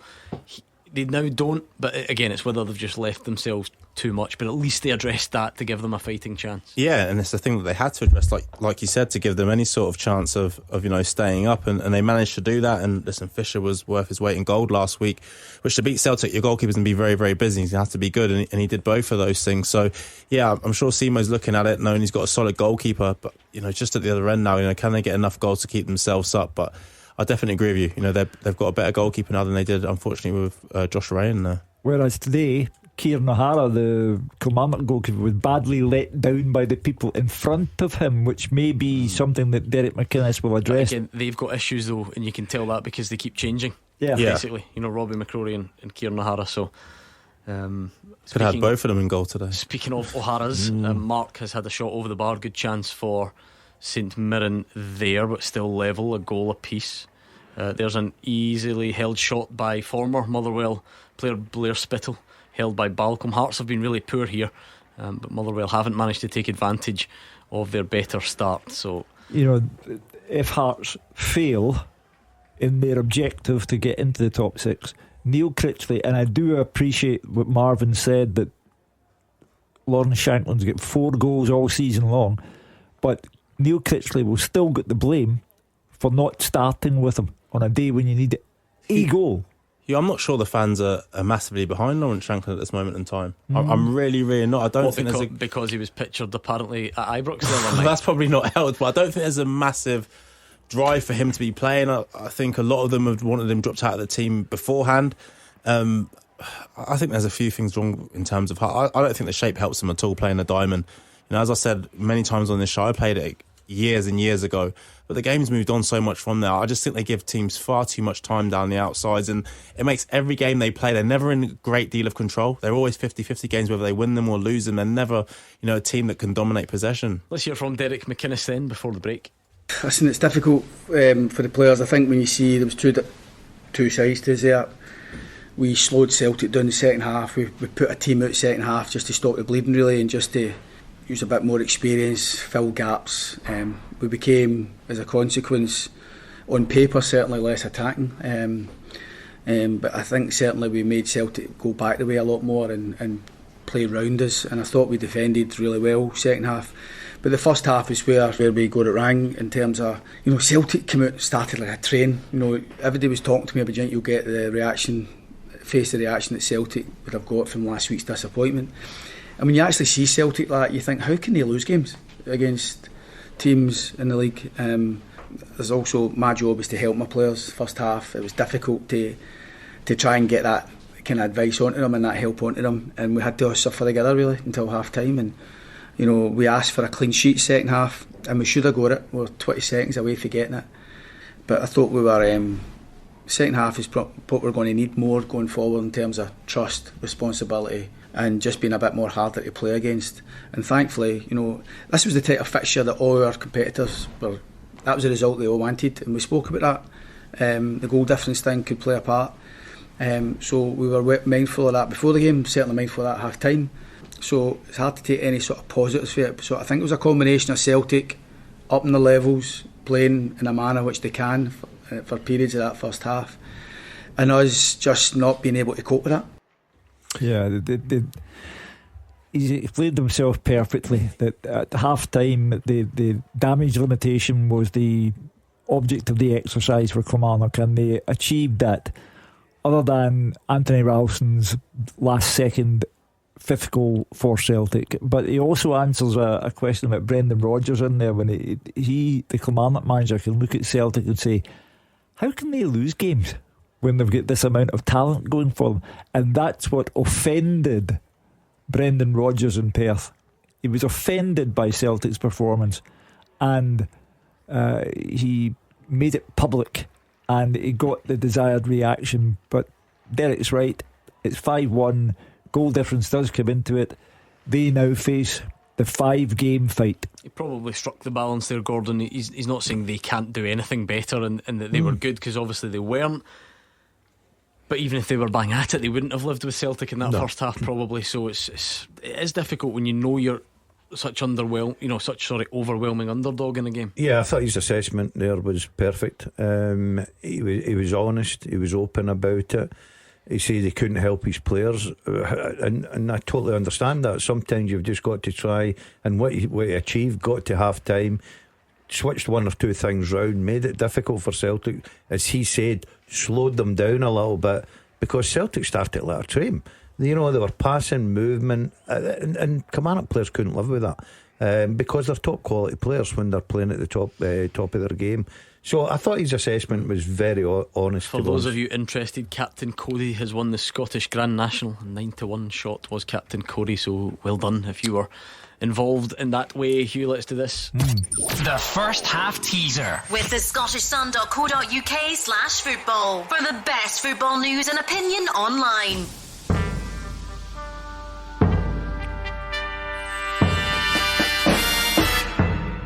The 7 former Rangers players of Spanish nationality are, I'll give you the easy ones, Mikel Arteta, Nacho Novo, Carlos Cuellar. Now, who remembers Aaron Niguez? Who remembers Juanma Ortiz? You remember Fran Sandaza, who came from St Johnstone. And did you get John Toral? Some tricky ones in there, some really tricky oes. Well done if you got it right, and loads of you did. I always say our listeners have the best knowledge out there. Marvin Bartley's just looking blank, I had two. Confused here. Gordy Boy was in third place, Igaman Prop second, and Jamie Dock was the winner. Well done to you if you managed to get them all right. Even better if you got on the podium. A good Who Am I coming up. Half time for Park. Here is Roger Hanna. Yeah, half time Motherwell 0, Hearts 0. Hearts are remaining in pole position for this final top 6 place, but it has not been a stylish performance in any shape by Neil Critchley's side. Motherwell have botched the first half and had the better of the chances. That started early on. There was a free kick, Benny Beningame pulling back Lennon Miller. The ball dropped, Andy Harley's free kick, I should say, dropped by Craig Gordon. It fell to Wanda Mastroianni in the edge of the box, and he just couldn't control his shot. It went over the top. Nervy start from Hearts. Adam Forrester's back pass, it was allowed to bobble over his foot by Craig Gordon for a corner as well. Hearts really struggling at that stage. You got a rare break forward, Elton Cabango busting into the box, but Eleni Balcom was smart and quick and off his line to stay at his feet. Hearts' best chance came in 18 minutes, a break down the left hand side, the ball delivered to the back post, but Sander Carlton well over the top, way off target, when he really should have hit the target. Motherwell suffered a defensive problem moments later. Kofi Balmer going off with what looked like a hamstring injury. John Kutrumbis on it right centre back with Stephen O'Donnell and Skipper going into the middle of a back three. Khartoum then booked for taking down Dominic Thompson in the far side of the pitch, and then Forrester also landing a booking for hauling back Miller after Khartoum gave the ball away. Khartoum really having a difficult first 45 minutes for Hearts, but so are so many of his colleagues. Callum Slattery here, a shot deflected wide from a short free kick from Lennon Miller just before half time, and then Tony Watt flashed a shot across the face of goal and beyond Craig Gordon's far post after that corner broke him at the back post. Hearts had their last meaningful chance, if you can call it a chance in the first half. Former Motherwell player Spittle having a shot from outside the box, easily held by Ellery Balcom. Hearts, as we say, they're still in pole position for this final top 6 place, but they'll have to do much better in the second half. They have been disappointing at the break. Motherwell 0, Hearts 0. And it's also half time in Paisley. David Friel. Yeah, half time, Gordon St Mirren 1, Ross County 1. It's pretty tense, pretty nervy as it stands. St Mirren's top 6 bid remains in the balance. There's a big crowd here, they're expecting a big performance, but Ross County's Ronan Hale silenced them with the opener. However, Caelan Boyd-Munce equalised with St Mirren's first shot on target, and Stephen Robinson, just imagine him down there in the dressing room demanding a lot more after the break. It's been an up and down performance from St Mirren. They did start on the front foot. Jonah Ayunga fired an early effort over Declan John. He's been really good here. His low cross was cleared at the front post. They forced a succession of corners, free kicks. You wondered it was a matter of time before they scored, but County settled. They started to get a bit of joy in the break. Ronan Hill's been very good, and in 22 minutes they took the lead. Zach Ashworth down the line, picked out Conor Randall at the back post. He headed back across goal. Jordan White had a shot blocked. Josh Nisbet had a shot blocked. Ronan Hale was next to have a go, and he fired past Zach Henning to make it 1-0. Then a couple of minutes later he almost made it 2-0. He wriggled free of Alex Gogic, Ronan Hale, and had a low shot saved. St Mirren really struggling to create chances at this point, but Boyd-Munce has been in fine scoring form and equalised in 36 minutes. He collected the ball around 25, maybe even 30 yards from goal, and produced a trademark low drive into the bottom corner. That was his 4th goal in 4 games, and he almost made it 5 with another low drive just before the break. Jordan Amisa just managed to save it. What to do for St Mirren in the second half, but they do still have a top 6 chance. Half time, St Mirren 1, Ross County 1. And in one of our championship matches, Fraser Wishart has the half time story from Firhill. Yes, Partick Thistle 0, Hamilton Accies 2. A really frustrating 45 minutes for the Thistle fans. Accies thoroughly deserved a 2-goal lead, 2 in 2 minutes by Todorov and Robinson, and they defended well, with Thistle have shown little in attack. No shots on target in the first half. Accies started really brightly, playing on the front foot. Kel McDonald brought out a really smart low save at his post by Badenoka. Ollie Shaw a minute later, inches wide from 20 yards as Thistle took time to settle. When they did, the chances fell to Logan Chalmers, unfortunately for Jags fans, onto his right foot. One was a volley completely miscued, the second in the side net when he should have gone across the goalkeeper. But then in 15 minutes Accies opened to scoring, a simple goal. Ollie Shaw wide on the right hand side in front of the tunnel.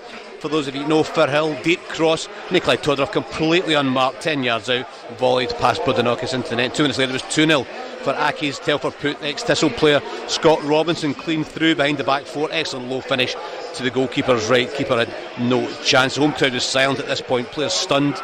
Thistle struggled to put any decent attacks together. Chalmers' cross was headed over the bar by Brian Graham. He just couldn't get on top of it, but the lead meant Accies could just sit back.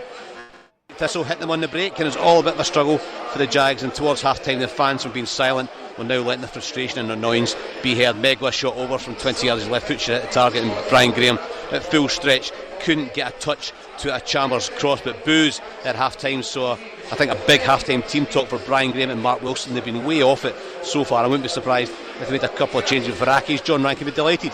His team have been terrific so far, a perfect performance in defence and always dangerous on the break. Half time at Firhill, Partick Thistle 0, Hamilton Accies 2. And we will do a full roundup of the half time scores as well as a half time report from Dundee United and St Johnstone when we return. The fastest goals, the experts' opinions. This is Clyde One Super Scoreboard. Half time in the 3 o'clock games across the country. Let's round up the scores, starting with the Premiership in case you did miss the full time result. Celtic 5, Kilmarnock 1. At the interval, Dundee United 1, St Johnstone 0, Motherwell 0, Hearts 0, and St Mirren 1, Ross County 1. In the Championship, Morton 1, Livingston 2, Partick Thistle 0, Hamilton Accies 2, Queen's Park 0, Dunfermline 0, and Wraith Rovers 1, Airdrie 1. In League 1 it is Alloa 0, Annan 0, Dumbarton 0, Cove Rangers 2, Inverness 0, Kelty Hearts 0, Queen of the South 1, Montrose 0. And in League 2, Bonnyrigg Rose 0, East Fife 0, Clyde 1, Forfar 1, Edinburgh City 1, Elgin City 0, Peterhead 1, the Spartans 0, and Stirling Albion 0, Stranraer 1. If you're interested in the English Premier League, the full-time score: Man City 5, Palace 2, at the break. Brighton 1, Leicester 1, Forest 0, Everton 0, and Southampton 0, Aston Villa 0. Let's get the half-time picture from Tannadice with Dave Galloway. Half-time in a game that's not hit any great heights yet. Dundee United 1, St Johnstone 0 after a quiet opening. Ferry went close for Dundee United, fizzing a drive from the edge of the box just wide after Middleton teed it up for him. The home side were edging things and went ahead after 25 minutes from a corner kick. Adegboyega forced the ball in from all of about a yard out. Poor defending by the visitors, who then had a penalty shout quickly waved away after Sidibe went down in the box. But St Johnstone went close to equalising when Sidibe set up Duke McKenna, who curled one inches wide of the far post.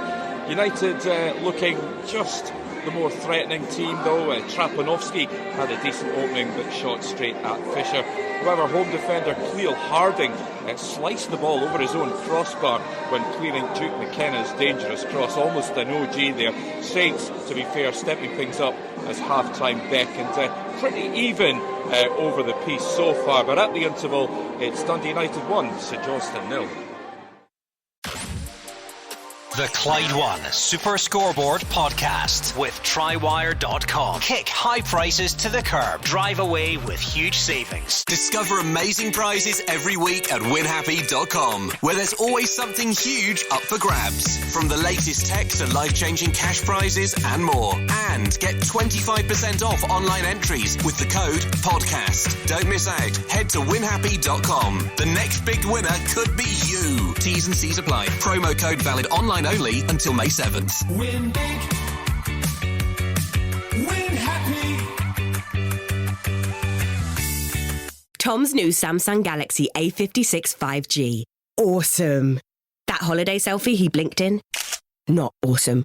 Using Best Face with awesome intelligence to fix the photo? Selfie awesome. Get all the awesome shots and none of the face fails with Galaxy A56 5G. Buy before 15th of April and claim a silicon case, 45-watt super-fast charger and Black Galaxy Fit 3. Triple awesome! Motion photo must be activated. Claim from Samsung within 30 days of purchase. T's and C's apply. The way you eat a cream egg says everything about you. If you eat yours with a teaspoon, that means you like things just so. You turn up the TV in even numbers. Reload the dishwasher when everyone's gone to bed. Pronounce chorizo. And if you find a shirt you like, you buy 10. For later. Search Cream Egg Test to find out who you really are. Cadbury Cream Egg. How do you eat yours? The Clyde One Super Scoreboard Podcast with Trywire.com. Kick high prices to the curb. Drive away with huge savings. Scottish football's league leader. This is Clyde One Super Scoreboard. About to get back underway in the 3 o'clock games. It's been tight, as you would expect. Lots to play for this afternoon. Some significant changes for Hearts at Fir Park. They have been particularly disappointing. But Lawrence Shankland is on. He has the captain's armband on. Hugh Keevins, Cammy Devlin, as well as Dramé and Khartoum go off. But Shankland is the headline grabber in waiting. I think that's an acknowledgement of two things. Hearts have had a bad first half, never looked like scoring, and although he's only at 4 goals all season long, Shankland is a prolific goal scorer. He can take that one chance that might be all you need. Secondly, if you get out of there and you're in the bottom 6 and you hadn't put Shankland on, the Hearts fans say you don't know what you're doing. And actually, although there's this big debate about whether he should play up front, whether it's deeper, he actually might, Gordon, provide the craft that they need, because they've not created anything either. So even if he's the one that lays on the chance rather than scoring the chance, yeah, the Hearts would take that because they've not created too much. Take it all day long, and that's why he's on the pitch. Look, on form, he's one of their best players. Probably it's their best player for me. As I said earlier in the show, I like him as a number 9. He showed that he can score goals. He's a chance taker. But dropping into that hole, the number 10 role, he still can create. He links the play up very, very well. So that's a big threat for Motherwell. I'm not surprised that they brought him on at half time, because apparently we've heard from Roger that Hearts haven't been that great, so they need something. It's actually Motherwell who are going on the attack at the start of the second half, but nothing major to tell you about yet. Should we set up the teaser nice and early, Hugh? Of course. Give some thinking time. The second half teaser. With the scottishsun.co.uk/football for the best football news and opinion online.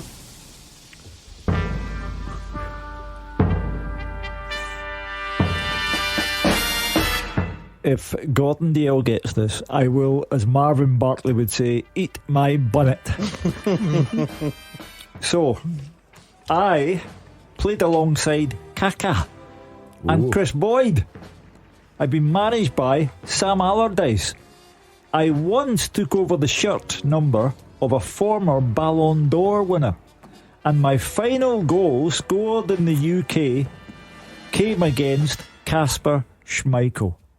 I played alongside Kaka and Chris Boyd. I've been managed by Sam Allardyce. I once took over the shirt number of a former Ballon d'Or winner, and my final goal scored in the UK came against Kasper Schmeichel. Who am I? Good question. Who are you? At Clyde SSB. Get your answers in. It is a race, but of course, if you want the patient approach and take your time, you can do. But get the thinking caps on right now, because that's tricky. At Clyde SSB. Haven't given too much today, because do you know what it is? Take it as a compliment. You're all far too good at these. You just absolutely nail them every single week. So let's go. At Clyde SSB. Anything from you, Gordon DL? No, I'm digesting that. It's quite a lot of information there. I think you need a good bit of knowledge about you this week. I'm not too far out. What are you thinking there, mate? Nah. No? What makes you think you're not far away? Give me something, write me a name down, throw something out there, see if it sticks. No, I'm a bit frightened too. The first line's a killer. I played alongside Kaka and Chris Boyd. It's all perfectly plausible. Perfectly plausible. What you got to say there? Can't say it out loud, but just whisper it. Whispering on radio. If it's wrong, then it doesn't matter. You can say it if you like. He reads out the Celtic team before poor old Andrew McLean can get to it. Now he's whispering the answer. Was it Alex Ray many moons ago on this show shouted the answer out straight away? Yeah. And he was right. Oh yes, we had to scrap it. And do you know what it was? It was Ian Wright. No way. And we had to sort of restart and do a different question, I think. But anyway, that's quite a tricky one, that one. At Clyde SSB. Let's see what you can come up with. Do you know what? Even if you don't, just chuck some names out there. That's the beauty of the second half teaser. You can just guess as many as you want. Just throw some names there and see what sticks. Dumbarton 1, Cove Rangers 2. Kieran Webster's pulled one back for the already relegated side. Alloa 1, Annan 0. Magnus McKenzie. And Shankland's now had a header cleared by Dan Casey from Kabangu's cross. So he's involved already. Yeah, as I say, if you're going to make a mess of it with Lawrence Shankland in the team, because then you can say, well, look, I put him on, and even he couldn't help us. But if you not to put him on the park at all, puts Neil Critchley under pressure, so he's helped himself a little bit there. Having said that though, Marvin, if he's not doing enough to get in the team, he's not doing enough to get. It's not like all the Hearts fans are saying this is a disgrace. Why is he not starting? Yeah, exactly. I think Neil Critchley letting Lawrence know that he needs more from him. We all know the ability he does have. His goal scoring over the past 2 seasons has been unbelievable, and he's just failed to hit those heights this season. And I think at the start of the season he was probably getting away with it because his all-round play was very, very good. But I think that's fallen away now. And he's just saying to him, listen, you've got 45 minutes. Can you fire us into the top 6? And listen, Lawrence Shankland's a model professional. Go out there, we'll give it absolutely everything. And like you said, if it's going to be one goal that wins this game and you've got a chance and can fall to somebody, it's still going to be Lawrence Shankland, even though he's only got 4 goals this season. He's a top finisher. Bit of St Mirren pressure coming now in the game that has the other top 6 picture and right on cue. Goal flashes with M&D Green Pharmacy. As it stands, St Mirren would take the top 6 spot because Jonah Ayunga has latched on to a sensational pass from Caelan Boyd-Munce. He's found the back of the net and it's still goalless in North Lanarkshire. So St Mirren, as it stands, take the top 6 spot. And the news will have reached North Lanarkshire and that Heart support behind the goal. So pressure's on now, Neil. Does that open the game up though? Do you think Motherwell now also start going for it, or is it Motherwell more happy with the point than Hearts? Well, the thing, because Motherwell, if St Mirren win, there's it nothing doesn't Motherwell make can do. any difference. Yeah, but I mean, in terms of obviously if they can have to win this game regardless of what happens elsewhere to attempt to get into the top six. So I honestly think, looking at the two teams even before this game, Motherwell would have been happier with the point than Hearts. I think it's a long shot for them to get into the top six, but massive pressure is going to go onto these Hearts players now from the crowd. Well, Stephen Robinson said in that little clip that Gordon played, good night out if you do it. So we'll be going here. Yeah, but you got your tie. I hope you got your tie though. Well, of course. Well, it would be the third season in a row. It would be quite incredible for St Mirren. Brilliant, and I spoke about him. Listen, as a manager, he's done such a brilliant job. He's probably gone under the radar a little bit.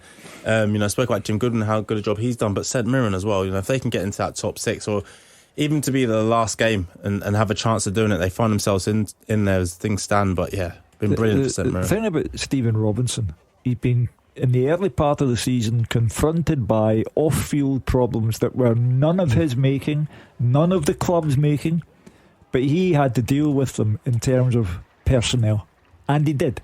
And then he lost his number 2. He had to deal with that, and he did. And now he's inching closer to that top 6 place. So all credit to him on an individual basis.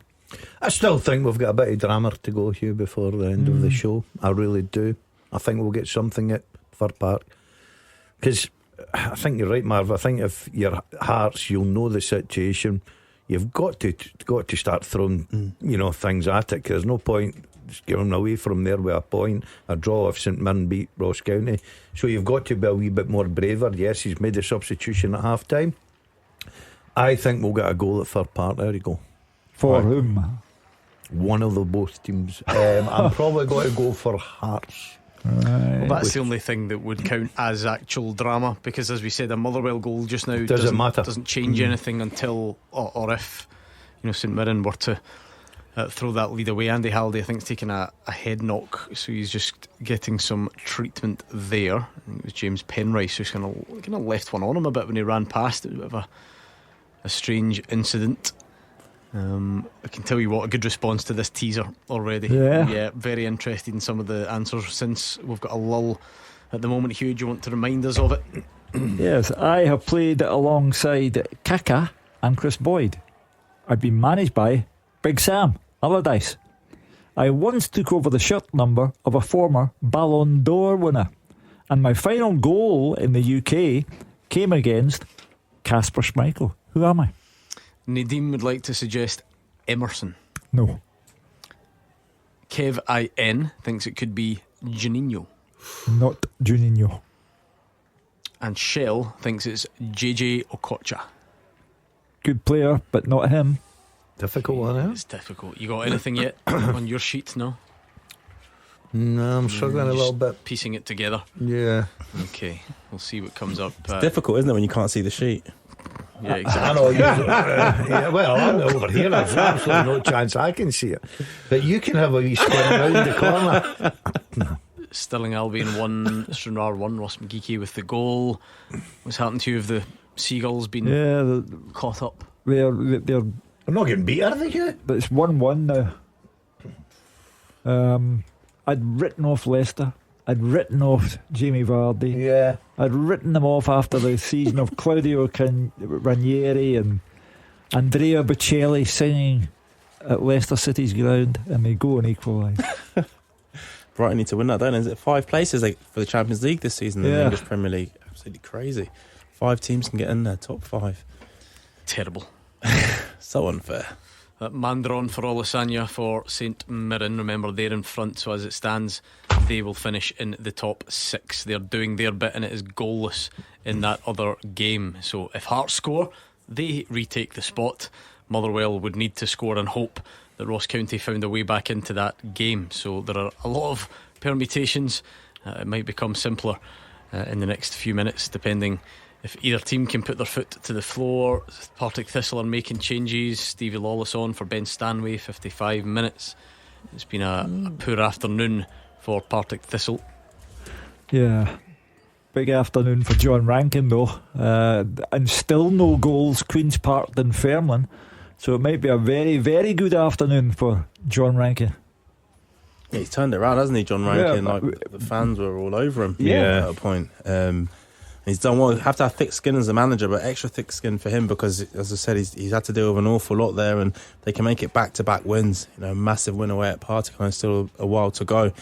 With all everything's going on, over their shoulder, it creates that gap between them and Dunfermline. Good lad, John Rankin. I like him.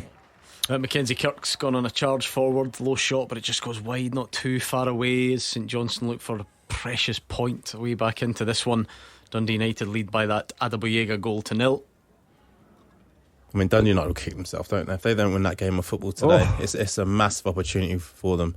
As you said, with Aberdeen playing against Rangers tomorrow and Hibs against Dundee, Dundee fighting for their life, good team going forward. Now they have to win this game of football because they're in that hunt for third place. Should we hear a bit more from the press room at Celtic Park? Yeah. This is Brendan Rodgers' thoughts on the title. I don't know. I probably won't, in all fairness, but it was important for us to do our job. We'll see what the split brings, and then take it from there. I'm still frustrated. It's not today, if I'm honest. But we can't do anything about that now. We've done everything we could do today, and whenever and if it comes, we have to be ready for it. So we'll see what the split brings after this weekend. We've obviously got the semi-final, so we arrive into that in a great place. We can only do our job. If Aberdeen win tomorrow, then brilliant. We'll be whoever wins the league is always deserving champions. But it's important for us not just to win today, but in a style that this team have been in for most of the season, and that was an incredible reaction to last week.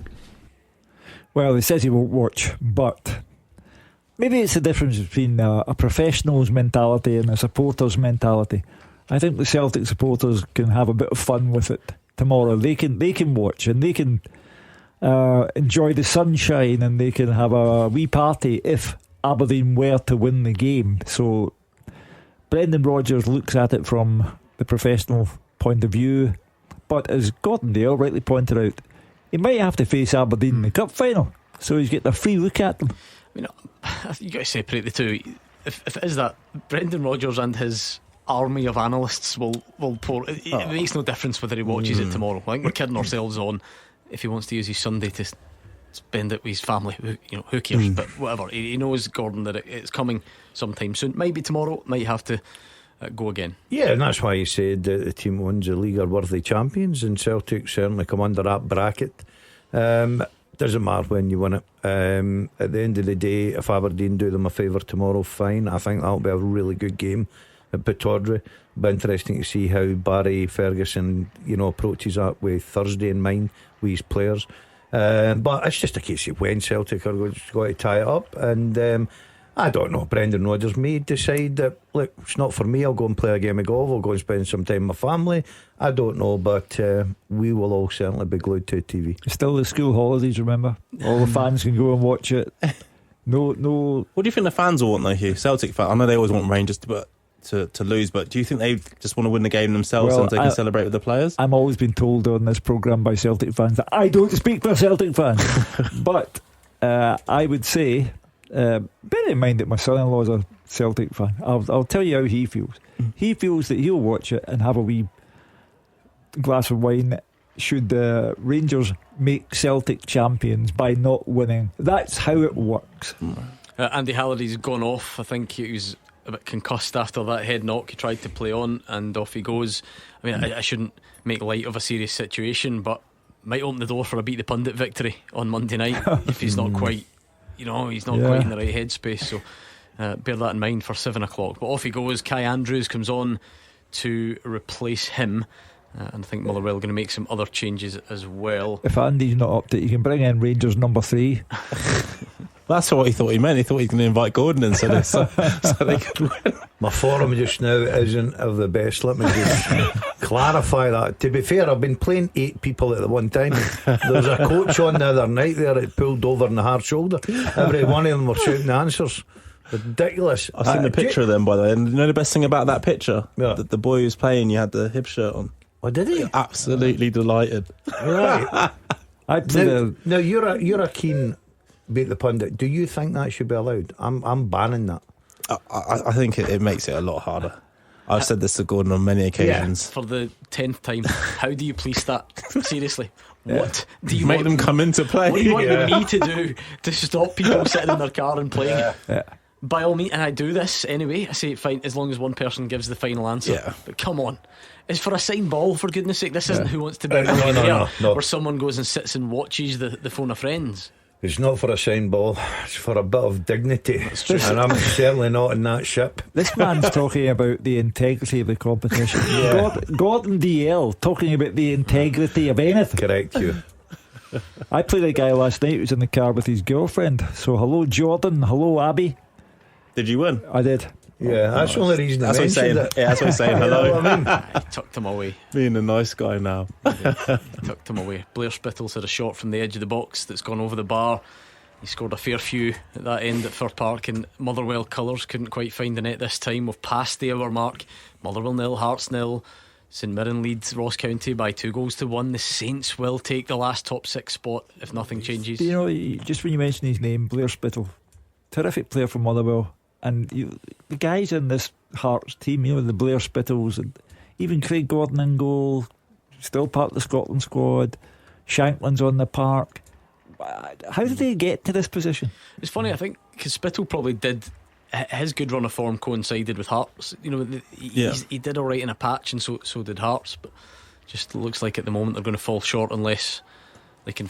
They need a goal, Gordon. It's almost one of those games that, like Gordon saying, no, they're better off just going for it and losing the game 1-0 rather than seeing this out. Now their fans will be absolutely raging after they got so close to the top 6, and if they fail to do so now, it's got to be seen as a failure. Like you said, with the players that they have in their squad, and Hugh is speaking about it there.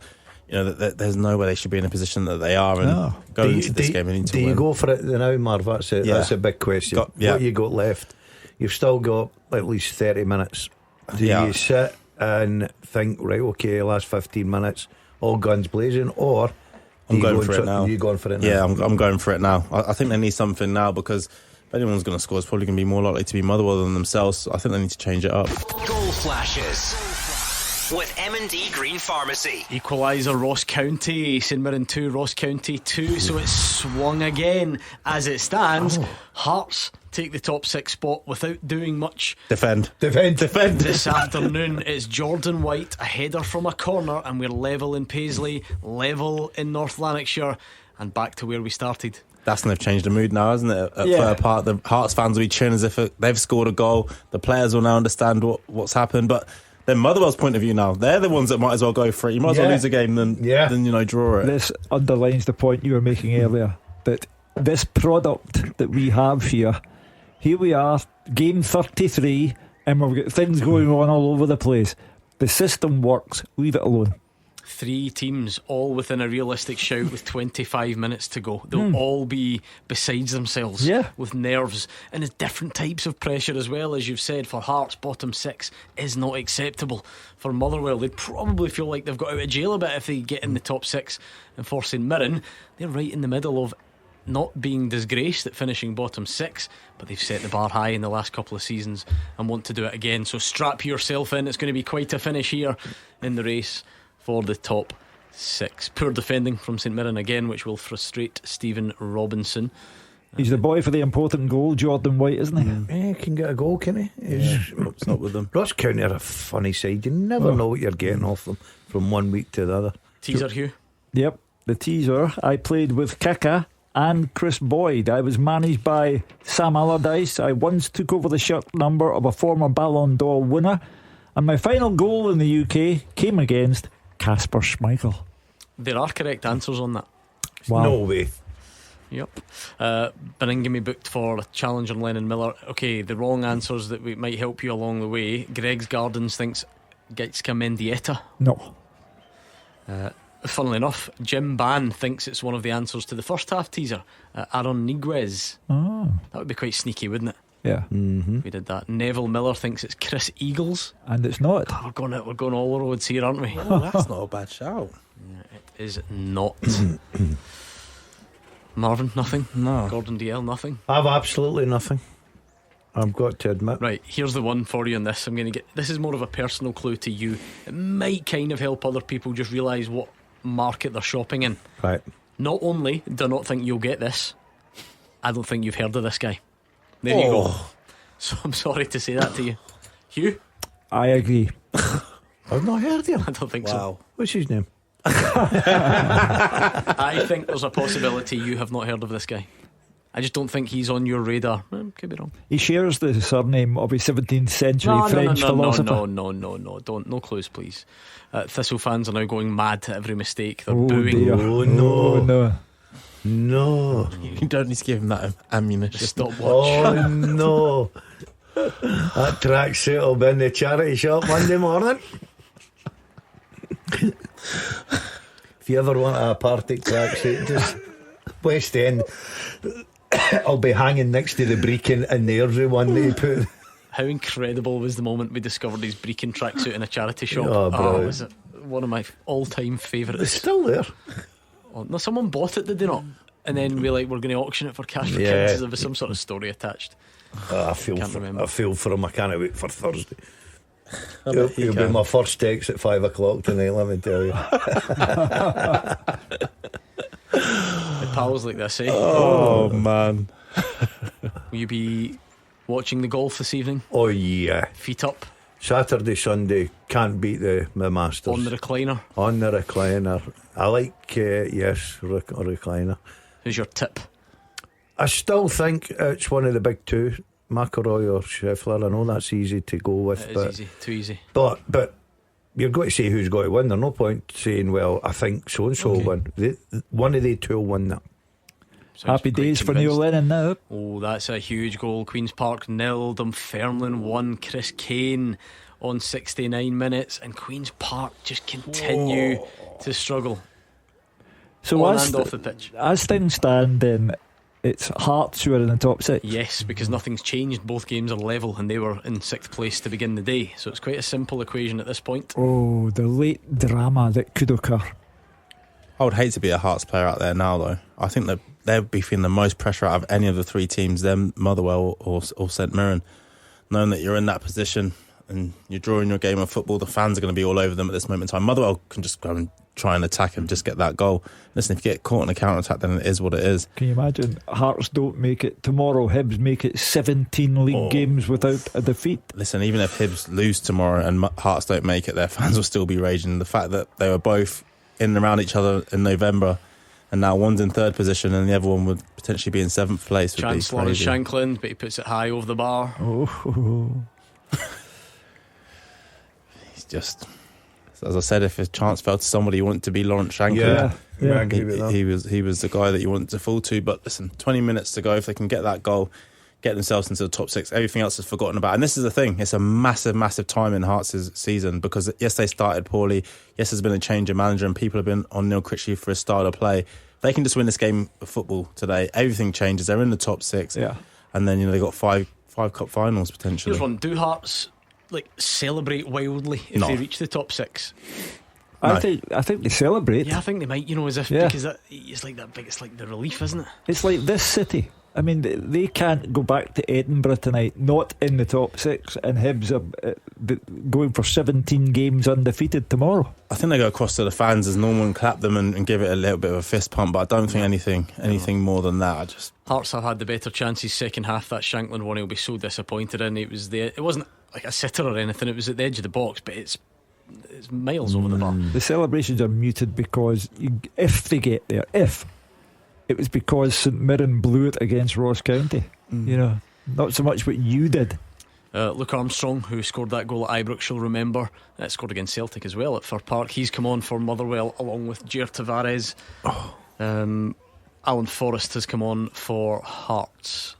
Could be a change of shape before us coming on, because he's normally a wide player. So whether they go into a 4-2-3-1, it looks like Bellingham's come off for Forrest. So yeah, there's going to be a change of shape here of some sort, which I think they need. I think it suits Hearts to play with wide players. But does he go back to Tavares? Does he go back to Hibs this season? Yeah, end of the season's on loan. Yeah, he's on loan. He's not really hit the ground running at Motherwell, have he? Still got 5 games to go after this one though to do it. Yeah. I think you maybe need to double that. He's not been a great success. he struggled at Hibs massively. And he first came in, there was a bit of a spark to him, and then kind of fell out of form. What's his best position, Marv? Is he a wide player? Yeah, he's a wide player. Yeah, and the thing is, when he's confident, he definitely has something about him, but he's just never really hit a run of form. It's been the odd spell where he's hit a couple of good games here and there, but yeah, he struggled. It's interesting because Michael Wimmer picks the team and sees the players in training and all that. I don't mean to sound unfair, even in this day and age where everyone's got an opinion, I don't think you'll meet a Motherwell fan who would want to bring Jair Tavares on, and that sounds really cruel. Okay, but he's just not serious. Yeah. But he's come back, and the manager has used him a few times. It's I can imagine him in training though. I really, really can. As I said, because of the attributes that he does have, he's sharp, he's skillful, he's got a good turn of pace. I can imagine in some drills or small-sided games, whatever it might be, you look at him and think, you know what, get him in a 1v1 situation, he'll do it. But for whatever reason, when it comes to an 11-a-side game which is his bread and butter, he just can't produce that form or those little flashes of magic. But listen, who knows, if he gets a goal here and then Motherwell gets the top six, might be the hero. Exactly. You never know. Change it all around for him. That would be incredible. Yeah, believe me. You two be knee sliding on the carpet. Lots of pressure now from Ross County. They're the team on top, which is not good news for St Mirren. It's one thing, to be drawing with them. Be another thing altogether if they scored 3 times against you, not having scored in Paisley for 5 years. What a frustration that would be though for Steve Robinson. I know we've been obviously talking about, but St Mirren the last 2 games was at Dundee, and then this game were their last 2. Yeah, and looking at that, with a chance going to the top 6, said 2 games, you'd have been like, right, that's brilliant for us. Yeah, absolutely brilliant. So yeah. Just a quick word from our podcast sponsors, Wire, the best way to own an electric vehicle. Wire is a car purchasing platform that only sells 100% electric vehicles. So they'll walk you through the process of selecting a fully electric car that meets both your needs and your desires. Wire prove that virtually every car buyer can go electric today. They've got affordable options, saving you thousands on your next car through the Salary Boost scheme. The scheme makes purchasing an electric vehicle a sensible financial decision. Make sure you check out trywire.com for more information and how you can sign up. Now let's get back to the podcast. They need to do their bit and win that game of football. And other goals to tell you about at the moment. There's a delay, just objects, daftness, and clearly not something that should go on. Some objects being chucked at Connor Randall as he goes to take a corner. Not sure that helps St Mirren though, so I'm not sure if that's coming from the home end as you would assume it is. Then you're probably just delaying things for yourself. But there we go. St Mirren level 2-2 with Ross County. Motherwell and Hearts level, so nothing's changed. A lot has changed, but now we're back to where we were. And the Hearts would take the top 6 spot. They would limp over the line in a way, Hugh, but they won't care if they get there. As I say, those Hearts fans can't go back to Edinburgh tonight, not in the top 6. And tomorrow Hibs go for the equalling of a record that has stood for 76 years. How do you think the Hearts fans will be if they draw and get into the top 6? I still think they'll be so frustrated. Yeah. I think they'll still be so frustrated. I just don't. Listen, it's a tough time for Neil Critchley at this moment in time. These 5 games in 20 minutes. Where it came from, Marvin, they're sitting second bottom. I know that you look at Hibs, it was bottom in the remarkable turnaround, but if your Hearts at that time sitting second bottom and you say, right, okay, got a poor performance against Motherwell at Fir Park, but you get in the top 6. I don't think they've bought into Neil Critchley. I don't think the fans have bought into him. I definitely hadn't on this show when they were calling up. They didn't want him in. They weren't impressed with his record before coming here. I feel like there have been times though. I don't think it's been a straight like this has been a disaster. No, definitely. Like, showing flashes of definitely positive things. They kept getting brought out the form table since he took over. It's not like they were dreadful, but when it's all said and done, Hearts need to be really in the top 6. We've got Payton on for Dalby for Dundee United, who continue to lead by a 0-0 against St Johnstone. Speaking of which, you remember the artist formerly known as Producer Callum? Yes. On this show, he's just messaged in to say that he ran 19 miles solidly listening to you 3 in his ears this afternoon. That's quite a lot of commitment. A glurch. out there running, listening to 19 us. miles. I know. It's a good effort. By the way, Hopefully he fell over. At least his team's winning 1-0. Yeah. When he was a producer, he didn't listen to us. He's obviously changed them, hasn't he? Anyway, 75 minutes gone. We're in the closing stages now. We're all primed and ready for late drama, whatever it may come. St Mirren, no, 1 goal would change everything for them. Similarly, Motherwell, Hearts, it's really in the balance. And Stephen Robinson will be outraged if they don't get that 3rd goal. And their players as well will be so disappointed. Yeah. Like I said, having today's game and the game that came before it, for a massive chance at the top 6, and you take 1 point from a potential 6. They'll be upset within themselves, because like I said, it was really in touching distance. Big 15 minutes for them. McMenamin and Idowu coming on for St Mirren. Maybe fire them towards that victory that they need. Well, that's the last 2 throws of the dice. You think a wee bit drama somewhere, Hugh? Come on, I think St Mirren will score. There's a goal in this game as well. Motherwell Hearts. Do you There's think a goal so? in the Motherwell Hearts game, I think. We'll see. Do the teaser again, Hugh. A teaser's hard to do. Very tough. Yeah. I played alongside Kaka and Chris Boyd. I was managed by Sam Allardyce. I once took over the shirt number of a former Ballon d'Or winner, and my final goal in the UK was scored against Kasper Schmeichel. Right. Lisa thinks it's Daniel Kuzan, Mark Wilson's old pal. No. What else have we got here? LMJ 1888 says Thomas Gravison. No. I thought about him. A couple of shouts for Daniel Kuzan, incidentally. Any more coming through that I've not read to you? I don't think so. Getting very tense in Paisley, says David Friel. Yeah. I bet it is. Yeah. And at Fir Park. Well, St Mirren had it in the palm of their hand, and they've let it slip, and they now have to grab it again. There's so many different ways of looking at it, because if Hearts were to win, Marvin, then at least St Mirren couldn't have done anything anyway. Yeah. See that as a player in a lot better position. You come in after, you check your phone. Yes, we've drawn, but Hearts won. It doesn't make any difference. But if Hearts had to draw this game, Stevie Robinson, and you've had a lead at home to Ross County. Yeah. No disrespect to them. Yeah. Well, I go back to those damning stats that David Friel brought us. 10 years since Ross County won in Paisley. 5 years since they scored a goal there. Now they've got 2 going for a 3rd. Yeah, because if you were looking at it from a Motherwell perspective, if I'm being honest, and you were looking at Motherwell or St Mirren, you felt Motherwell obviously had a harder game. Yeah, 100%. Hearts coming than Ross County, but it's all still to play for. It's not. Maybe it is a reflection of the nerves that are on show, because at Fir Park there's really not much to celebrate in terms of quality play. Motherwell would be quite happy with their first half performance, I think, not so much the second. And although Hearts have been better, mostly because they set the bar fairly low before the interval. So Andy Halliday, remember, took a bit of a head knock, went off. We'll see how he shapes up going forward. Even Motherwell, listen, with 12 minutes to go, you're still in it, knowing that if you win this game of football, that's you into the top 6. It's currently as things stand. And they're in a good position as well in terms of how their season's really gone. They could sneak into the top 6, and also it takes away that complete pressure of getting pulled into something, down the bottom end of the table, which any of these teams could be. Because if Dundee win tomorrow, like we've spoken about there, and say Motherwell to win today and Hearts lose, all of a sudden you're looking over your shoulder massively. It's not like you're going to be in 7th place and be comfortable.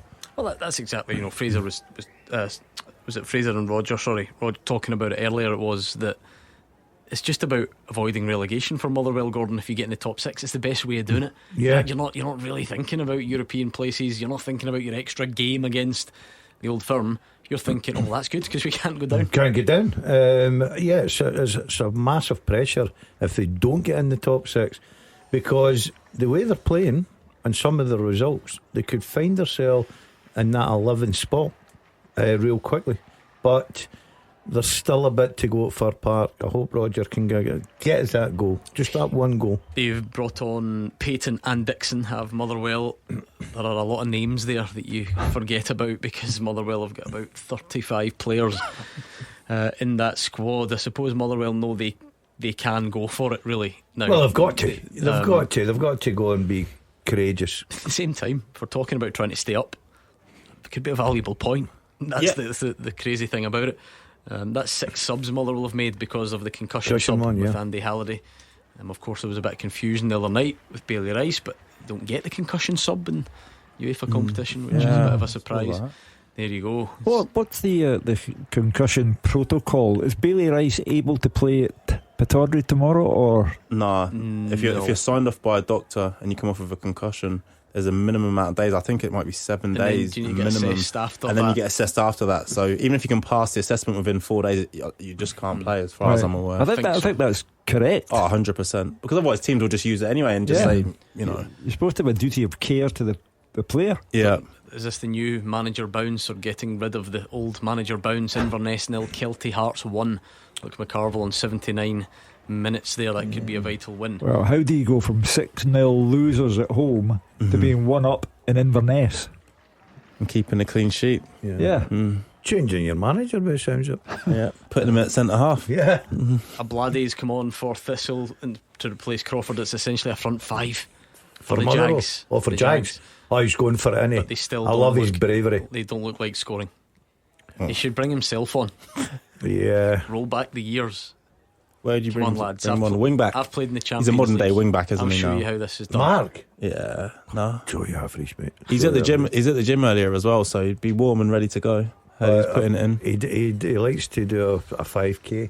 5ks are good. 7,500 at Fir Park. There you They're go. there for the occasion. They're there for the drama. They're not really there for the quality so far, but neither team will care if their side can get the winner here, because we're at that stage where it probably is just of time for one goal maybe to change everything. And it's the same story in Paisley as well. McPake set the side netting for St Johnstone up at Dundee United. St Johnstone still trailing there by 1-0. When somebody came up with the split, this was what they had in mind.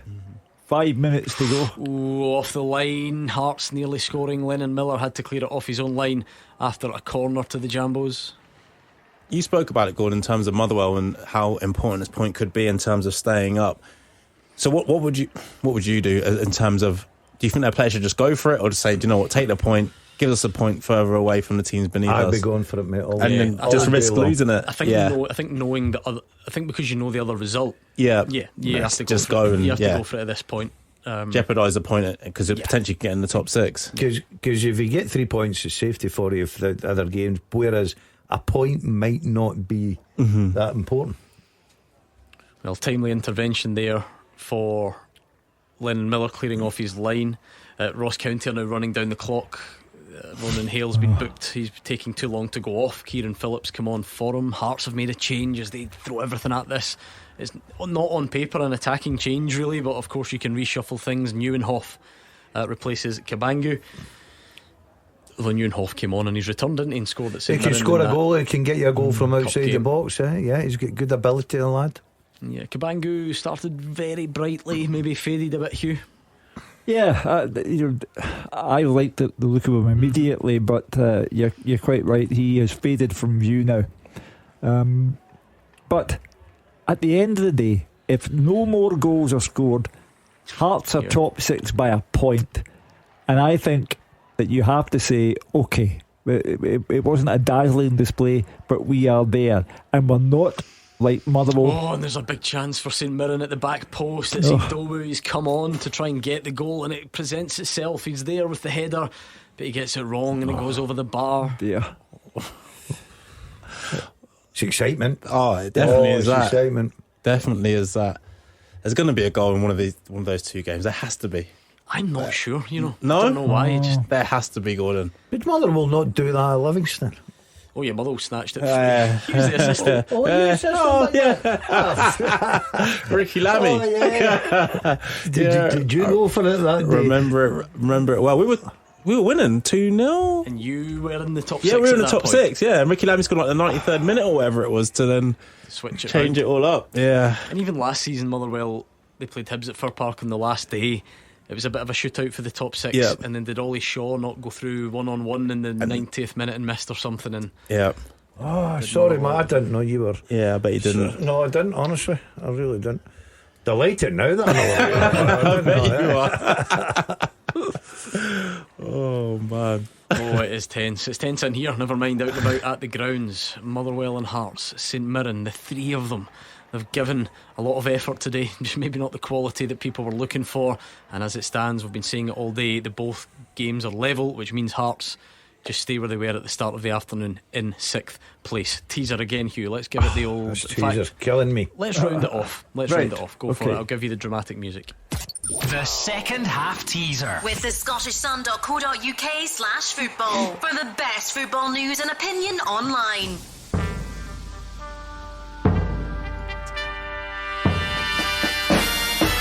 I played alongside Kaka and Chris Boyd, and I was once managed by Sam Allardyce. I also took over the shirt number of a former Ballon d'Or winner, and my final goal in the UK was scored against Kasper Schmeichel. I am Julien Faubert. Julien Faubert, well done if you got it right. He spent half a season, a handful of games at Kilmarnock, but he was formerly of Real Madrid, and when he made his France debut, he got the number 10 shirt, the first person to get it after Zidane. Platini. He wasn't that old, he was recent. After Zidane retired.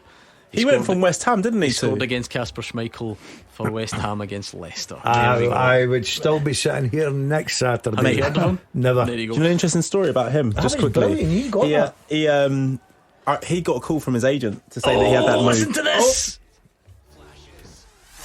With M&D Green Pharmacy. St Mirren 3, Ross County 2. It's Idowu, a great turn, an unbelievable finish. He missed the chance a minute ago, and that has changed things. Unless Hearts can find a goal, St Mirren will finish in the top 6. Well, the Hearts fans now are sitting at Fir Park going off their heads, and Neil Critchley becomes a man under pressure 5 minutes from now unless his team can find a goal. But they haven't looked like finding one all day long. So Roland Idowu stepping up just when St Mirren needed him the most. Said there would be a goal. I knew there'd be a goal in one of the games. This is massive now for Hearts. Yeah. They have to find a goal by hook or by crook. Or do you know what? Just throw everything at it, and if you get hit on the counter, get hit on the counter. But they can't whimper into that bottom 6. But how massive could this be for St Mirren? Roland Idowu scored St Mirren's first league goal of the season, and he stepped up again with a very, score the most very important one of the memorable season. Financially, it's worth so much to them as well. Yeah. Absolutely brilliant. And again, you know, Steve Robinson and Curzo in there as his assistant at this moment in time. Absolute brilliant job they've done. Fantastic and job. really, again, now it all becomes about Hearts, because Motherwell can't do it. Motherwell can't do it if St Mirren are winning, so they need the two things to shift there, whereas all Hearts need is just that goal, Hugh. Well, I'm afraid if they don't get it, Neil Critchley gets it in the neck. They all get it. Lawrence Shankland gets it. Everybody gets it, because for Hearts, apart from the relegation dogfight that they join, financially, no game against Celtic, Rangers, Edinburgh Derby, Hibs. Yeah, we're robbed of another derby. Yeah, all of that is bad news. Just very quickly, because we got caught up in the excitement on the teaser, Julien Faubert, Kyle in third place, Gary Craig in second, and Logan with the gold medal there. Well done to you all. That was a very difficult one. What was your story again? No, so he was at West Ham with a boy that I used to play with, and they came in from training, I think it was, and he had a message saying that, you know, give me a call, a team wants you. So he's like, oh, who the hell's this going to be? And when he said it was Real Madrid, he was like, he hung up on his agent, said no chance. He's like basically taking the mickey out of me. And did he go there? Yeah, he went to Real Madrid. Out of nowhere. Yeah. How do you end up Kilmarnock? But he shouldn't even have been like West Ham. He was, pretty sure he was out of the team and stuff. And then suddenly that Real Madrid came from absolutely nowhere. Dan Casey's had a header over from Motherwell. All that really would have done at this point was killed off Hearts. But it would have at least given Motherwell a chance should Ross County go and produce an equaliser. Babinski's on for Stevenson for Dundee United. They're on their way to a 1-0 win. Halkett on for Steinwinder for Hearts. It's kind of like for like, but maybe just a bit more aggression in the opposition box. Just try and freshen up. What a year it's been for Hearts, by the way. Go back a year in time, romp into third place. You're looking at what's going to be happening in the following season in terms of going to be in Europe and everything else. And now you look at them in their 7th place, wherever they are, falling out of the top 6. Stephen Naismith lost his job out of Europe. It just shows you you can bring in your Jamestown analytics. You can recruit whoever you want. Craig Halkett's gone up front for Hearts. Some things just Old defy, Harry Maguire. They just defy the algorithms. Yep. Just get the biggest, angriest, most aggressive guy you've got and put him up the pitch. Hit diagonals on top of him and hope for the best.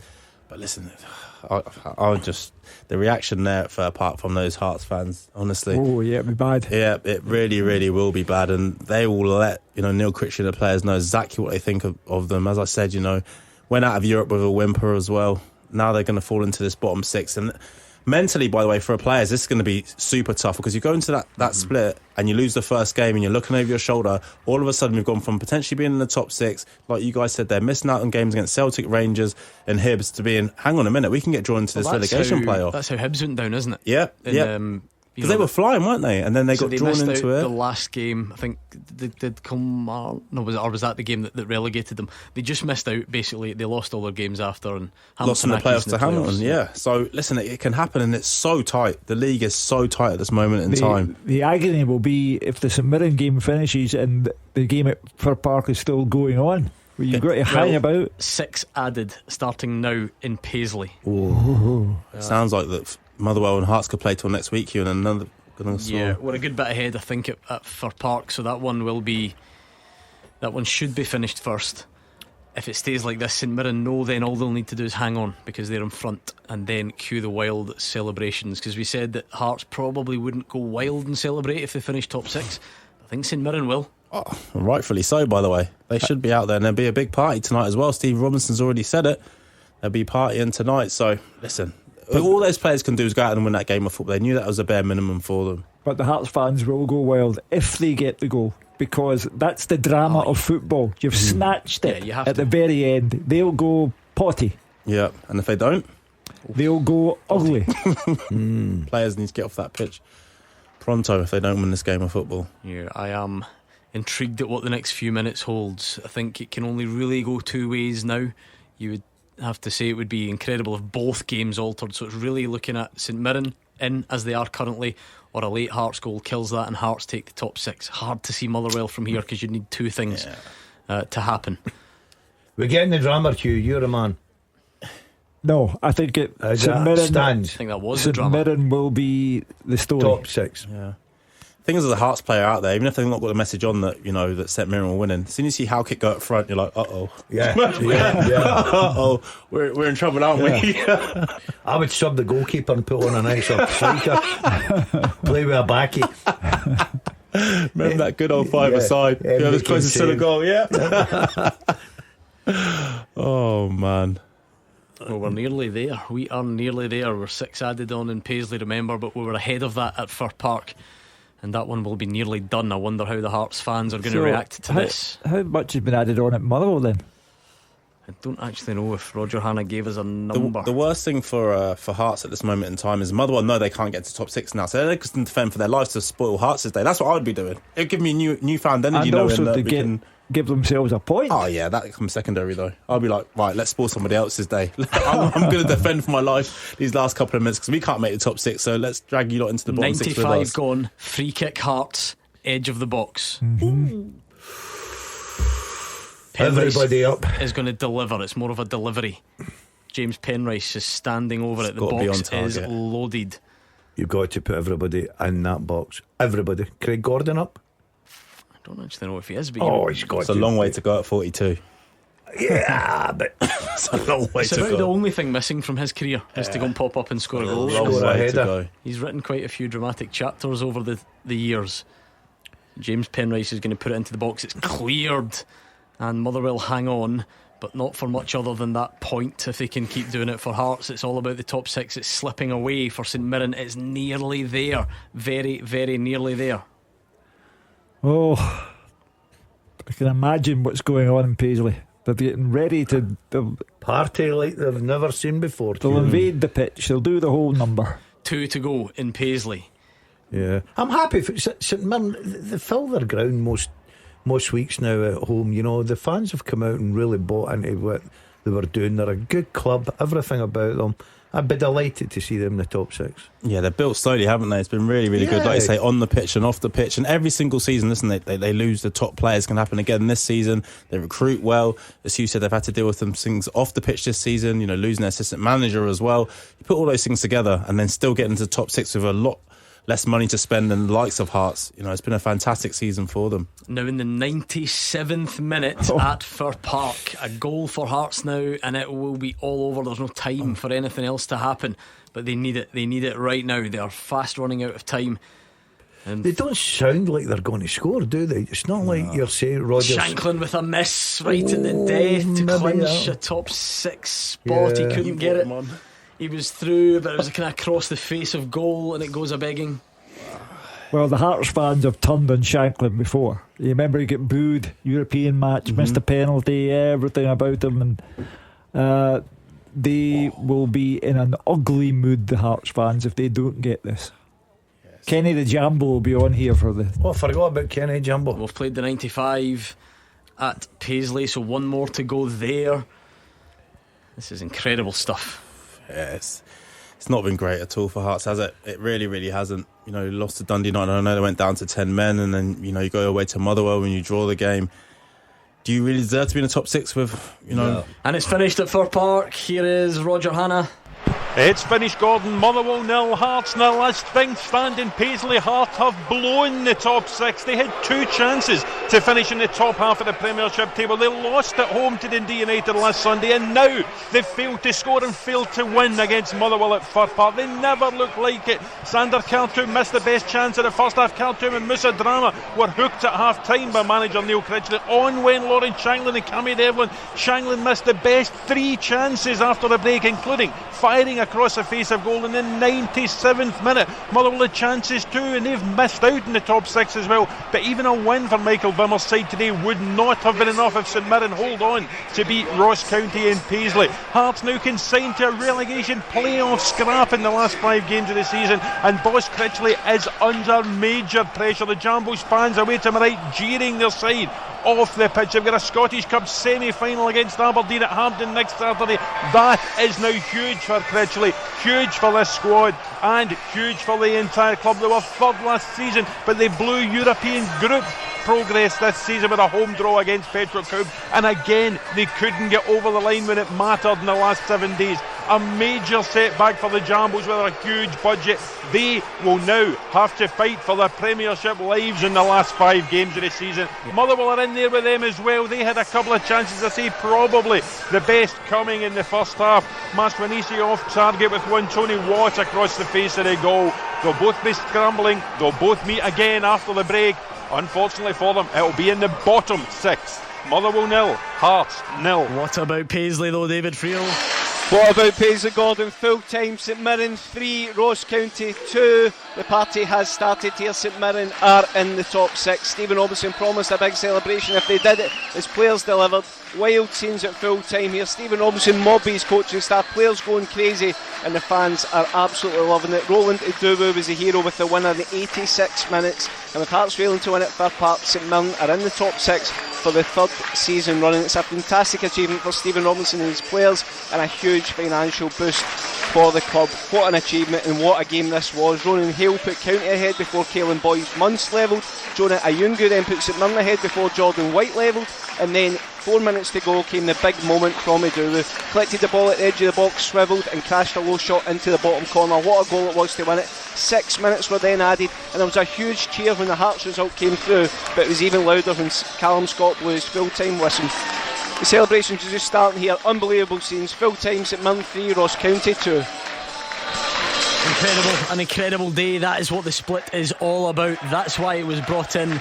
And listen to that, the contrast in emotions, the heartbreak, the anger, the frustration at Fir Park, straight to the joy and the elation in Paisley. Give us a call right now, 0141 951 1025. Fraser Wishart, you had drama in your own way. It was always going to be tough for you to live up to this today, but how did that one finish in the Championship? Yeah, not so much to cheer about for the Thistle fans. Pretty tame day compared to those scenes in Paisley, and the sounds of it that Firth Park as well, because it was Partick Thistle 1, Hamilton Accies 2. A late Brian Graham goal gave Accies a wee bit of a nervy last couple of minutes, but thoroughly deserved their win. They started in the front foot, got 2 goals the first half from Todorov and Robertson. As the game wore on, they defended well. The goal was really threatened till that Brian Graham goal. The 2 goals in the first half came 15 minutes. Ollie Shaw, deep cross from the right hand touchline. Todorov unmarked completely inside the box, 10 yards out, volleyed past Budanokis. 2 minutes later it was 2-0. Telford put ex-Thistle midfield player Scott Robinson behind the Thistle back 4. Excellent low finish from the midfield player, low to the keeper's right from about 16 yards. No chance for the goalie. Boos at half time. Thistle fans, no shots on target, been a bit of a struggle. Much better in the early stages of the second half. Dan O'Reilly, the first shot on target in 48 minutes, 25 yards, struck it really well, but straight at Linus. Brian Graham then headed a Fitzpatrick corner down. It bounced awkwardly and Linus clutched it under real pressure. But as Thistle pushed Accies back into their own box, they were quite happy, Accies, just to frustrate Thistle, try and hit on the break, although they were few and far between. They didn't really have any decent efforts at Thistle go in the second half, and Linus had his fans hearts and mouths for the Accies. They dropped a cross, but was recovered well to grab from Crawford and Graham as he tried to toe poke the ball home. And then 5 minutes at the stoppage time came that Thistle consolation goal. Stephen Lawless, a sub, played a lovely cross into the penalty box, a back header from about 10 yards where Brian Graham looked over Linus and into the back of the net. But to be honest, Thistle didn't really deserve any more out of the game. They're not making it easy, and supporters left the field to boos. They've got a big fight with Wraith Rovers over the next couple of games for that final playoff place. But 2 wins in a row for Accies, and today goes a long way to see them staying in the Championship for next season. Full time at Firhill, Partick Thistle 1, Hampton Accies 2. And now it's over to you. It is finished in the game at Tannadice. Dundee United 1, St Johnstone 0. We'll give you the full-time report very soon, but let's open those phone lines. St Mirren fans, if you're out the stadium yet, I'd be surprised if you are, but if you are, give us a call. How does that feel? Another top 6 finish, and done in dramatic circumstances. It wasn't to be for you Motherwell fans. Maybe your hopes weren't so high anyway, but let us know. And Hearts fans, how big a blow is that? A club of your size and stature to miss out on the top 6. Let's go back to lunchtime as well. Celtic fans, how was that response for you? Is that what you were looking for after St Johnstone? Who impressed you? What did you make of it all? Is there a future there for Greg Taylor? It's a man of the match display. Give us a call please on 01419511025. And a simple question for you Rangers fans: how much does tomorrow matter? In the context of Bilbao, what would you do with the team tomorrow? How much does it matter? Give us a call. We'll speak to you next. It's Clyde One Super Scoreboard's open line 0141 951 1025. Oh, what a day. This is what the split was all about. We had 3 teams going for one spot. 2 of them were playing each other. It swung backwards and forwards. It looked like nothing would change, and then St Mirren in dramatic fashion got a 3-2 win. Hearts couldn't beat Motherwell. It was 0-0 at Fir Park, and the Saints are in the top 6 again. Let's hear from you St Mirren fans. How good does that feel? 0141 951 1025. And on the flip side, Motherwell fans, you won't be happy, but I suspect you will probably just about take it on the chin. But the same won't be said for the Hearts fans, because different size club, a different size budget, different size expectations. How unacceptable is it to finish in the bottom 6? Celtic fans, what did you make of the game earlier? Brendan Rodgers wanted a response. I assume you think he got one. Give us your thoughts there. And Rangers fans, what about tomorrow then? What would you do with that team? You're in between the 2 Bilbao games, because everyone keeps saying this team needs to learn that they have to win every game. They have to take every game seriously. Barry Ferguson has to instill a winning mentality. And yet you're all tweeting saying you would send the youth team up. So how do those 2 ideas coexist? Let us know on 0141 951 1025. In our city, the Rangers fans, I think, would be annoyed if they lost and gave the title to Celtic. But their annoyance would be minimised by the fact that they have a chance to go to the semi-finals of the Europa League. So I think they'll be tormented but optimistic where next Thursday against Athletic Bilbao is concerned. What a day it's been. Absolutely brilliant. It really, really has. And all the things that the split brings, and we're speaking about the league and obviously the new format that people have been speaking about. And me and Gordon definitely have been, behind just leave it as it is. And this is why, today's been absolutely fantastic. The St Mirren fans will be celebrating the management team, the players, the chairman definitely, with the finances that come with finishing in the top 6. And then the flip side of that, you've got Hearts fans who will be going home down the motorway absolutely fuming with what's happened. They'll be letting the players know exactly what they think of it and their manager. But from a neutral's point of view, listen, it's been absolutely fantastic to watch it all unfold today. What a build up to a Scottish Cup semi-final. Hearts Aberdeen. Well, I mean, the Hearts fans talk about torment. It'll be a long old journey back to Edinburgh. The biggest disappointment for Hearts is at the start of the day they had it in their own hands. Yeah. I won at Motherwell, and I think everybody fancied them to go and beat Motherwell there. They shouldn't be not in the top 6. A budget, the size of the club, everything they've got, the squad that they've got as well. That's disappointing, but congratulations to St Mirren. Absolutely delighted for them. Bit disappointed for my own team, but a point's a point. Yeah, I mean, you guys will never get in top 6 though, Gordon, unfortunately today. That's why I said that you wouldn't make it, mate. So listen, the point's massive for you. But listen, Steve Robinson, a fantastic job.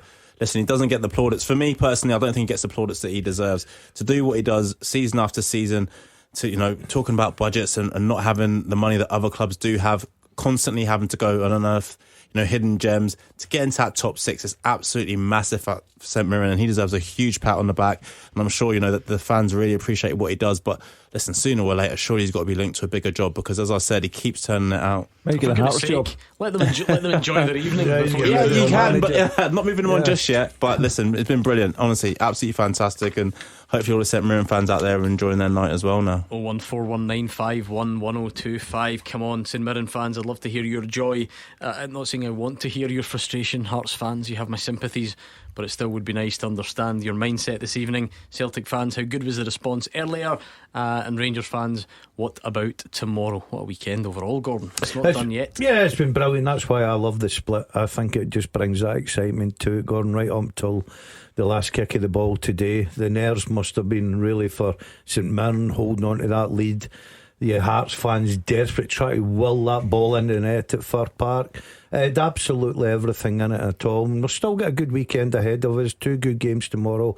An informed Hibs against Dundee, who's down there fighting for their survival, and obviously Aberdeen Rangers game. So something to look forward to. I'm going to take this call tentatively because it says Paul, St Mirren in Tenerife. Oh wow, what a place to celebrate. Paul, how's that looking from where you are?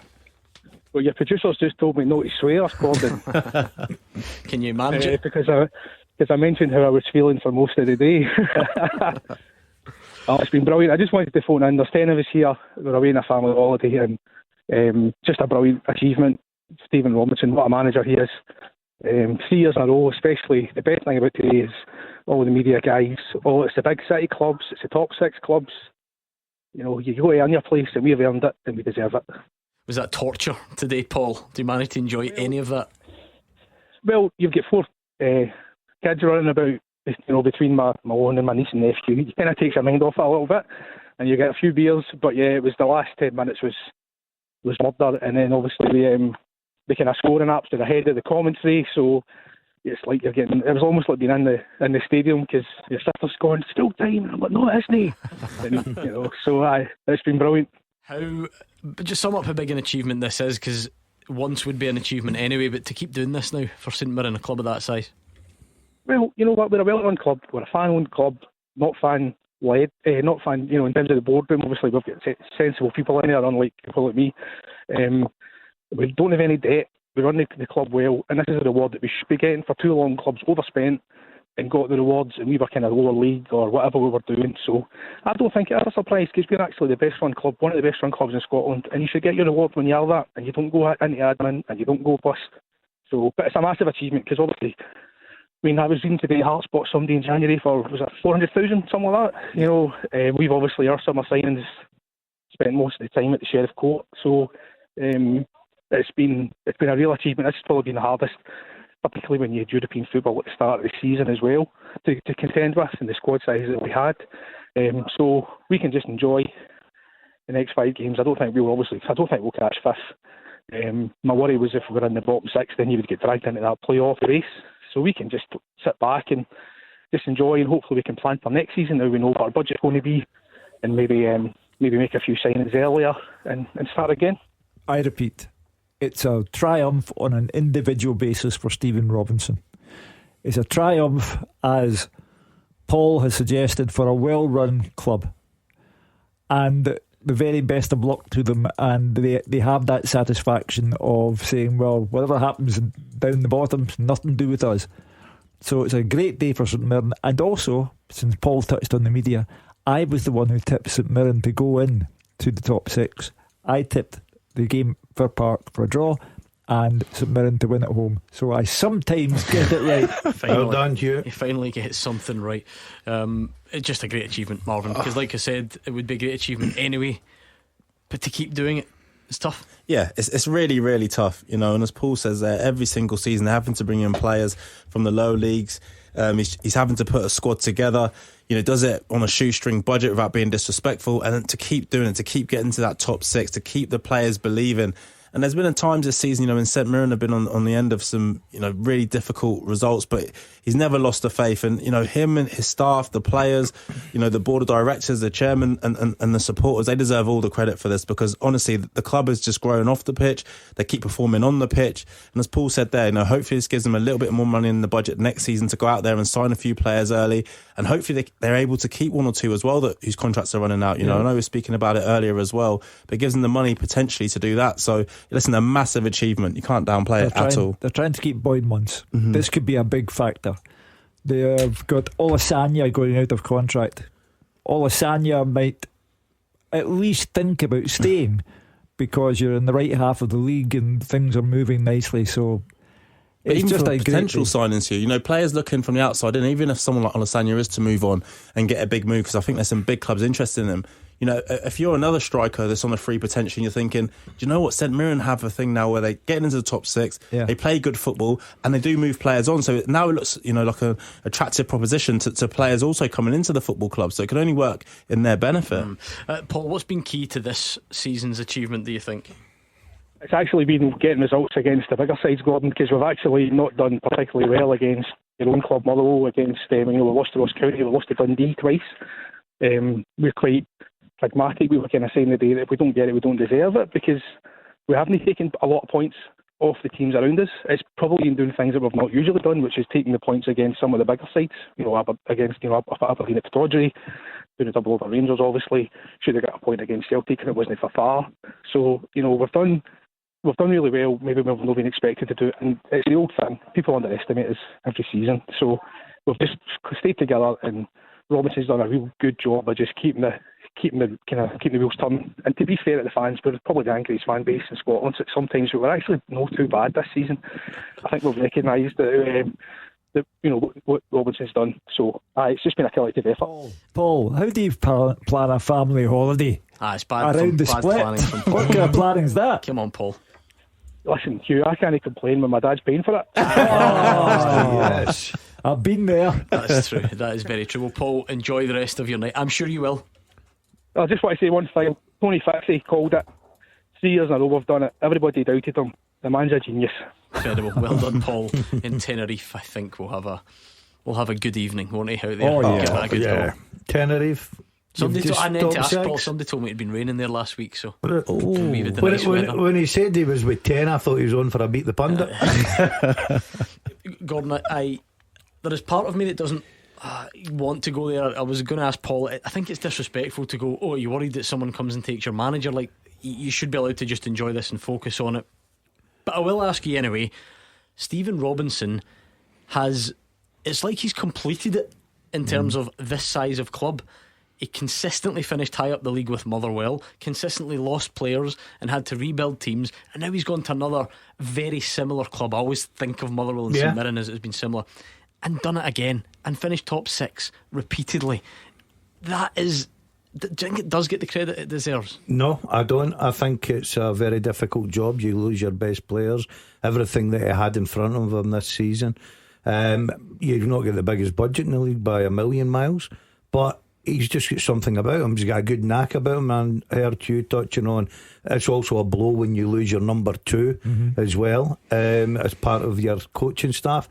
But he's just got his head down, and even when the results weren't going well for him, And I like the way Paul's talking there about the fans. I think the fans they've been brilliant for St Mirren. They're coming out in numbers now. They're filling their stadium. They're enjoying what they're seeing. And tonight they've got the rewards for it. Well, let's bring in Barry, who is a Celtic fan. What did you make of the performance today, Barry? I think the performance was a lot better than it was last week. I mean, it was night and day, as I told the producer. I mean, how could they not perform like that last week to get a result like this today and finish off the league? You know what I mean? Do you think the comments and so on from Brendan Rodgers, do you think that was part of why the response came today? I think that kind of got the players motivated and kind of like put them in their place and said, listen, you need to get this done, completed, out of the way. For example, I'll give you Cameron Carter-Vickers' goal. It was like an RKO. It was like an RKO out of nowhere. His goal, so it was. So, it was brilliant to see. Yeah, let's remind ourselves of what Brendan Rodgers made of the performance. See if his assessment matches that of Barry. It was perfect. It's what we talked about in the week, about having that winning attitude, and you mix that with the talent, then that's the type of performances we produce. So as disappointed as I was last week, I'm so happy for the players and the team this week. And performance level was so high, especially in the first half. The connections, the speed in the game, the quality of the football, everything that is good about the Celtic team, that was it today. But it all comes from a big concentration and a big attitude in the game. You play against a team that man marks you as well. You've got to be able to have the flexibility and the movement to lose the individual markers, because it's a tough challenge. But we did that so well. Attacking connections, running, mobility, and obviously then the counter press, which we didn't concede so much. Second half, Derek makes changes, making them really hard to beat, but we still get in and maybe just miss the wee final bit of luck that you need. But some of our play outstanding, and obviously Tony gets the goal at the end and caps off a brilliant performance. Barry on the line described it as night and day. Hugh, it would be hard to grumble with that.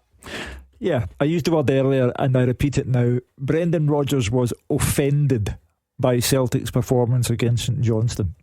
Bad enough that you lose the home game that would have been the title winning party, but to play as badly as that, he was offended by their display, and that's why he took his anger out on the players by speaking publicly about the complacency, about being timid, and he left out 4: Jota, Kuhn, Trusty, Schlupp. Left them all out, and that was a mark of his disgust. And every player who played in the first half, those 45 minutes were scintillating. It went down a good deal in the second half, but that was because Kilmarnock were in a damage limitation mode. But when Jota came on, Kuhn, Schlupp, they were different players. And if Brendan Rodgers has to publicly embarrass his players in order to get a performance out of them, then that is what he will do. Yeah, listen, I totally agree. What Barry's saying there, and they're a lot better today. One thing he did say is that why can't they do this all the time? And listen, in football, it just doesn't happen that way. As we spoke about it, there's a thin line probably between confidence and complacency. And Brendan Rodgers, as Hugh said there, came out and he said it wasn't good enough last week, but equally today he's saying it is good enough. And the reason it was good enough, not that they're better players this week than they were last week, but their concentration, their attitude to going out there and doing their job was a lot different today. And listen, Celtic in that first half today were breathtaking. It was always going to go down a notch or two in the second half because it's impossible to maintain those levels for 90 minutes. But, they still go on to win the game 5-1, and then they look forward to next week. But, Brendan Rodgers will be a lot happier this weekend than he was last Sunday after the St Johnstone game. Yeah, 100%. I agree with Marv. I think that you can't just play at a certain level week in, week out. But the sign of a good team is when your manager comes out, says it's not good enough, makes the changes and demands more, you go and produce. And the performance in the first half just blew Kilmarnock away. Derek McInnes openly admitted that, couldn't keep up with them. The game was well and truly done. Second half, you find games happen like that, but Celtic were excellent today. Come on then. Thank you to Barry in Glasgow. 01419511025. Where are the rest of you? We've had Hearts, we've had Celtic. You want to keep going there? We can do. Sorry, we've had St Mirren and Celtic so far. Where are you, Hearts fans? How bad is this to be a bottom six team, a club of your size, stature, resource, all the rest of it? Motherwell fans, you missed out as well, but a point on the board. What about tomorrow, Rangers fans? I keep seeing all these tweets. Play the kids, play the reserves, don't risk anyone, it doesn't matter. But at the same time, Barry Ferguson keeps telling everyone that every game needs to matter, and that's the culture he's trying to get in at the club. So how do you feel about tomorrow? Give us a call and we'll speak to you next. After the action, it's your reaction. 0141 951 1025. Clyde One Super Scoreboard's open line. It's that time on a Saturday night where you tell us what you've made of today's football, or tomorrow's, incidentally. 0141 951 1025. It started extremely quickly from Celtic blowing Kilmarnock away early on. They won that game to take another step towards the title. Then it all became about the top six. We had a bit of drama, but well done to St Mirren. They make it at the expense of Hearts and Motherwell. I would be keen to hear from you, Hearts fans. That reaction we heard, Hugh, was quite something at Fir Park. As soon as we went to Roger Hannah, there was unmistakable rage from the away end. It was the sustained booing, and it was indicative of a club in trouble. Now they've got a Scottish Cup semi-final tie against Aberdeen. They really cannot afford to lose that. It's a bad day, and Neil Critchley will be under pressure. It's just, they're a volatile club, and you know, Stephen Naismith got weeks into the season, it wasn't happening, out, and it will be the same for Neil Critchley. I mean, if he were to be relegated, then it's automatic, he goes, but he's under pressure as of now, and those 5 games coming up, that's a sequence that he needs to negotiate very carefully. On the Celtic game earlier, Paul is on the line. Paul, how satisfied were you with that response? Well, I don't think you can complain with the first half, Gordon. Good evening, guys. Can't really complain about it. I did expect a reaction, although I thought Kilmarnock were really. I think Derek McInnes's race has been run now. He must regret not taking the Rangers job, because that's the worst performance I've seen at Celtic Park for a long time. But notwithstanding that, I mean, the point I was trying to make about it to your guys was, I thought Celtic had an identity today, which was more. Well, I heard Hugh last night talking about it. Brendan Rodgers must have heard them, because he dropped Trusty and the guys he was talking about. But if you take somebody like Nicholas Kuhn, who's just come in, doesn't really know the identity of the club, the same with Engels. Today you had, Greg Taylor, James Forrest, Callum McGregor, Anthony Ralston coming on. We've always had a Scottish identity, and I guess if you add Scales and Ida to that, then you've got a kind of Scottish-Irish, not to go down the whole diaspora route, but, guys who know what it's all about. That it is a disaster to get beat 1-0 at St Johnstone when you're so far ahead in the league. And I think going forward, that's something that we need to do. We need to sign Lennon Miller, and we need to get Kieran Tierney back, which I'm now going back my opinion about that. We need leadership in the team.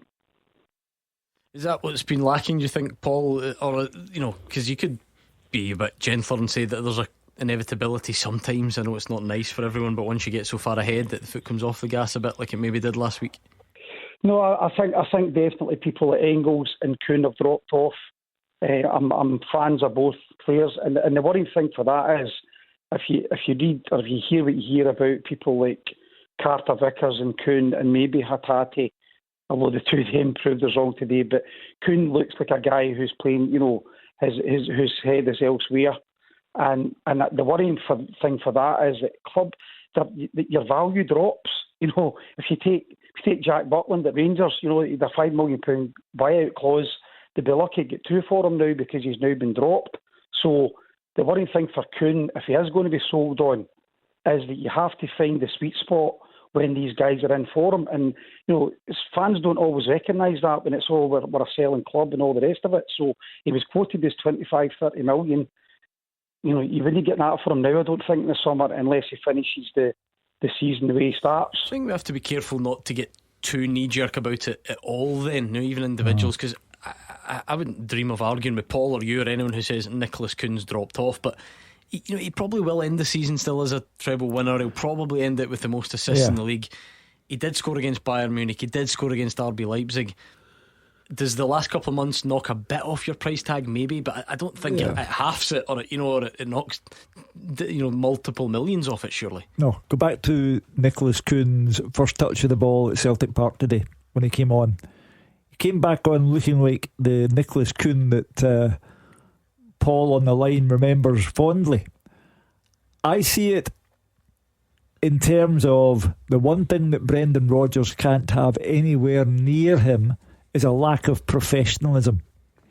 And he was looking at a team who were letting him down on the park, lost 3 of their 6 games prior to today's match against Kilmarnock, lost meekly to Rangers at Celtic Park, lost to a St Johnstone team who were 52 points behind them at kick-off time.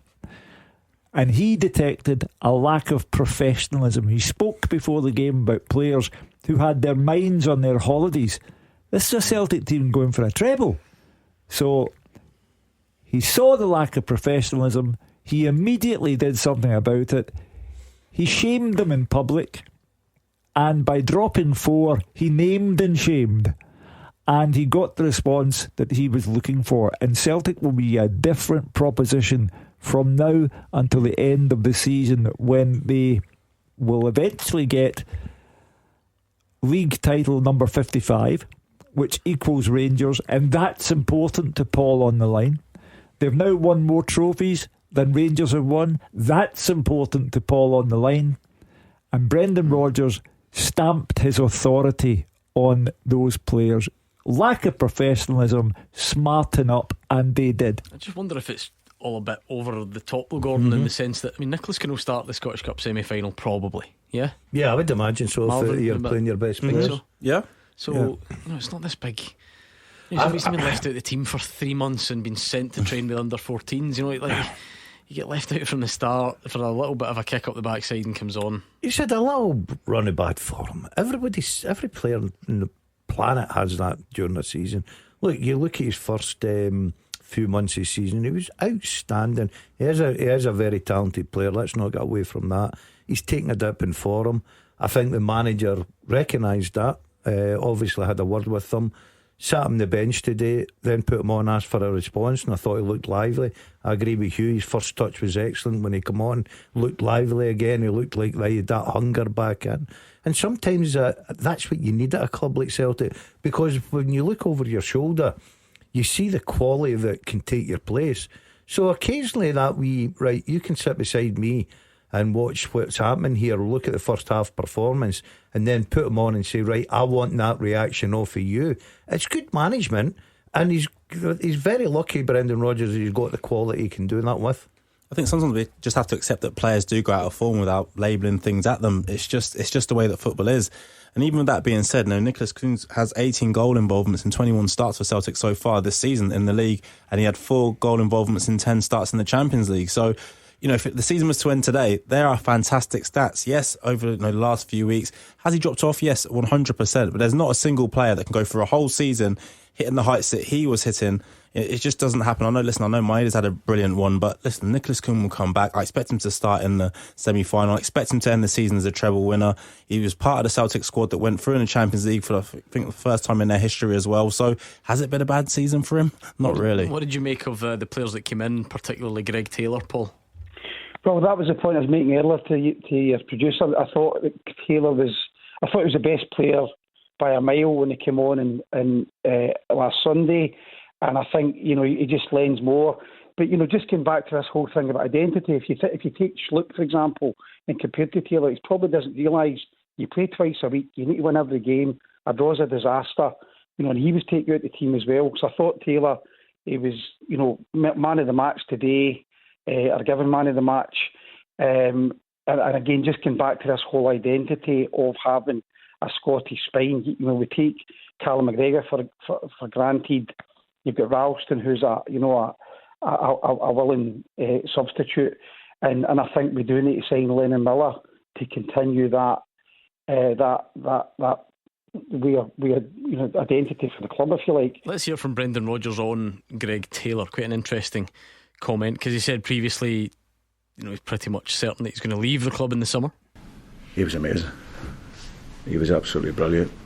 I thought last week we were too mechanical, and that's not what this team is. We're about many different lines on the pitch, mobility, quality, and he coming into the team gave us all of that, because when you're man marking game, he drags the young guy Armstrong in, and that creates the space on the outside. One of your centre halves is free, then you can go and progress the game, and then he makes a second action to combine. So I thought he was absolutely brilliant and played the role like you should play it. That's high praise, Hugh. Yeah, and Celtic should be renewing their efforts to keep Greg Taylor at the club.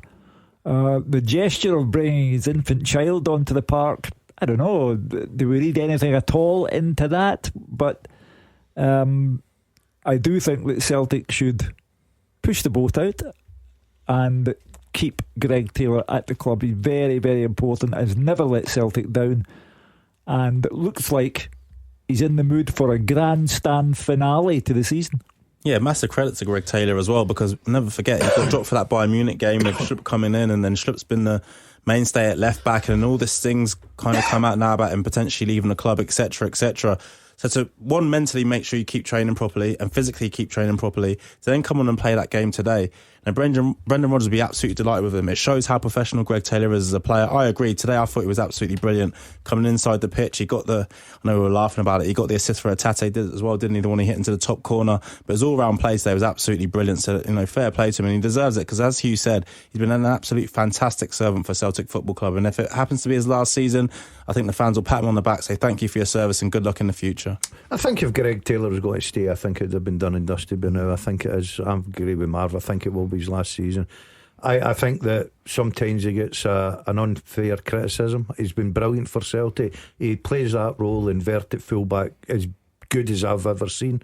And he showed that, and he showed that today, and he got the stadium man of the match. But you could have picked a right few Celtic players. You look at Hatate, for instance, he gets off to that start with that wonder goal as well. So I thought Celtic were just bang on it today. Thank you to Paul. I suppose there was a lot said by Brendan Rodgers this week, and another comment that really caught the attention was when he said that if you don't keep refreshing, it's the manager that pays the price. I think the media maybe turned up today and wondering if he was having any doubts about the future, but he certainly put them to bed. No, I was just asked a question, but for any avoidance of doubt, because I was surprised when I got asked the question. I think if you were sat in my press conference here on the very first day I arrived, I promised unless I was removed I'd be here for 3 years minimum. So nothing changes. So I was only really talking about, I suppose, just in terms of team dynamic and how the game works, and but no, there's absolutely no doubt, unless Dermot tells me differently in the summer. I will be excited and ready for the beginning of the season. Dermot Desmond will be moving heaven and earth to keep Brendan Rodgers beyond next season. He will be there for all of next season. He is vitally important to Celtic. He's had 2 spells as manager. He has been wildly successful. He is the most important person at Celtic Park. He's more important than anyone in a suit, collar and tie, and he brings trophies. Therefore, Dermot Desmond, who's been around the club for 30 years now, must understand that Brendan Rodgers is necessary to maintain success at Celtic. Neil Critchley, anyone? Let's hear from him. Usually disappointing day, yeah. I don't think we played well enough in the game, particularly first half. Bit sensitive in everything, in and out of position. Thought we improved. Second half, had a lot of territory and created some chances, but then failed with our chances that we created, and that was probably a story of last week and this week. You need one of them to go in, or at least to make the goalkeeper work, and we didn't do that, and that's on us as a group. So it's a very disappointing day. Is that the most frustrating thing? You've had 2 bites at the cherry really, Sunday and today and not scored a goal? Yeah, definitely, yes, because it's not like we haven't had chances to win the game in both weeks. Last week, obviously, going down to 7 men changes the game somewhat, but we were the dominant team before that. We should have been leading. We've created enough opportunities today to score, and we haven't. And that's on us as a group. It's not any individual, it's a collective issue, and that's the reason why we haven't collected the points that we needed. Marvin, you'll be happy from a Hibs perspective, but be professional about this. That's not the outcome that any Hearts fan will really accept. What we've seen in the past is, with no disrespect to St Mirren or my team Motherwell have done it before, if you're going to get top 6, you probably do need one of the big teams to kind of not be at it. And it's happened loads over the years. That's why Motherwell and Kilmarnock and St Mirren have all finished top 6 multiple times. But this is supposed to be a Hearts team in not a bad place. They've finished third. They had the Player of the Year. Jamestown Analytics come in.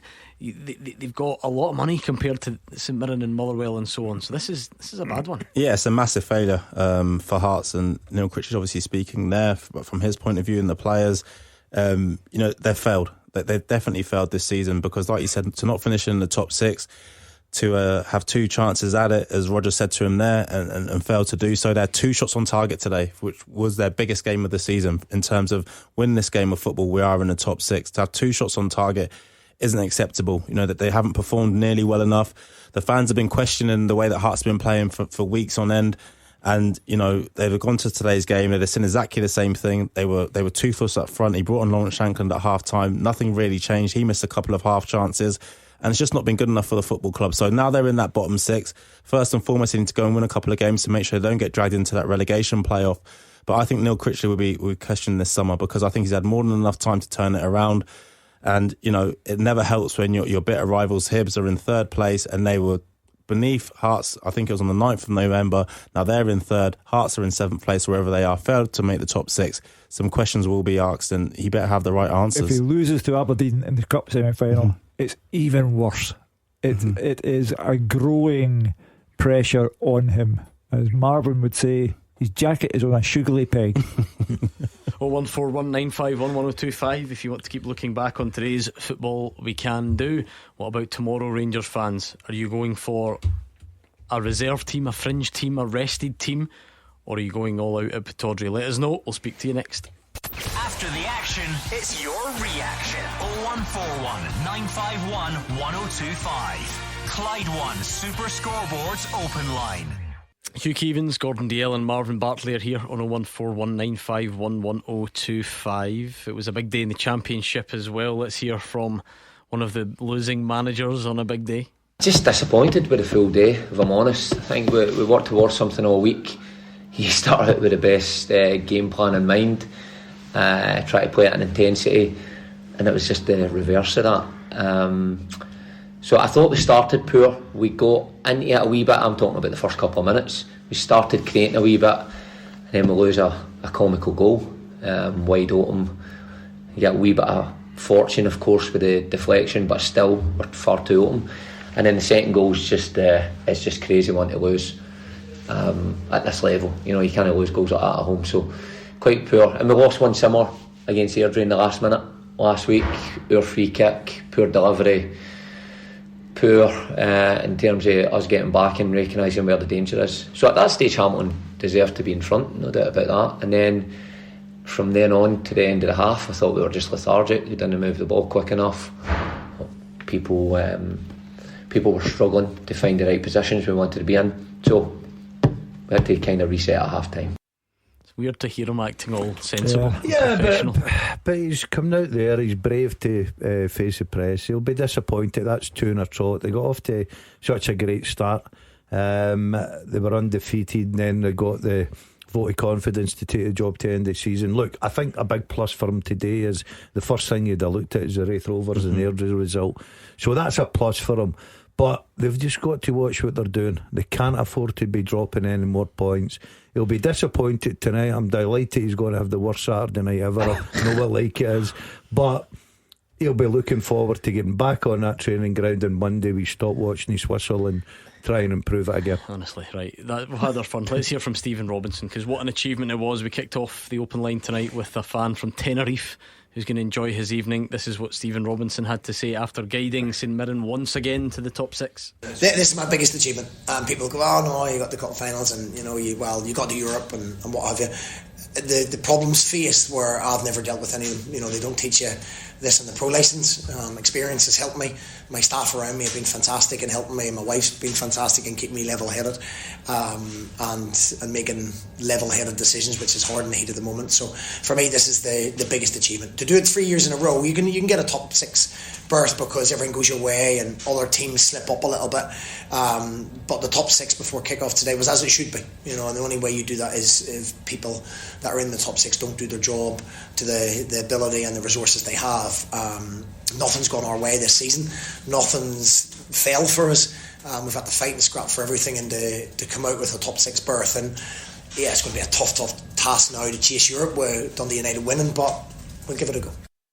An emotional man, caught up in the heat of the moment, and he spoke very well. Everyone got a mention, including Mrs. Robinson. So I'm delighted for him. I think he deserves every ounce of praise that he gets. St Mirren are extremely fortunate to have him as their manager, and he put it very well there. If you're in the top 6 at the start of the day and you have resources that are vastly superior to those of St Mirren and Motherwell, and you don't do it, that's your fault. Stephen Robinson looked after his part of the bargain, and St Mirren are all the better for it and for having him. Yeah, like you said, this is biggest achievement to date, and that says a lot because he has a man that's achieved some really, really good things in the game. But him and his players deserve maximum credit. They really, really do. Because as I said, it's a massive task for them at the start of this season to even think about finishing in the top 6. And let's be honest, if St Mirren would be sitting in 10th place, today, we wouldn't have been shocked by it. But yet here they are, they're in 6th place, they go and win that last game. Hearts failed to win, they leapfrog them in the table, and like you said, now they've got 5 massive games, and listen, it's going to be extremely difficult for them. But one thing those players can go and do is play without any sort of pressure on them at all. Financially it's going to help the club, financially it's going to help him in terms of recruiting players for next season. And listen, it gets harder to do each season. That's what I mean. To do it 3 years in a row, absolutely fantastic for St Mirren. Brilliant for him. You hear the pride in his voice when he's talking there, how much it means to him, how much it means to his club. He mentioned his staff, his wife, everyone was getting congratulated. They deserve it because they're a well-run club. We heard that from, I think it was Paul in Tenerife, talking about how well the club's run. The fans have got right behind everything on and off the pitch, giving them great support as well. So collectively tonight, St Mirren Football Club deserve to be in the top 6. You can tell how much the season has impacted on him off the field and on the field, because to say he's had to endure things that don't come up in the pro licence, everyone knows what he's talking about, and he did encounter those difficulties and he survived and he surpassed himself. Let's go to the lines and bring in Stuart, who's there. How are you, Stuart? Good evening, Panna. How are you? Good. What's your point tonight? My point is about Rangers, the new people that's going to be involved in the club, the new owners. I was looking at a couple of websites that they could have. I know he can't win. Hold on, you broke up a bit. Who you think Rangers should approach? Who? Arteta. Oh. Who? Arteta at Arsenal? Yes. Approach him for what? What for?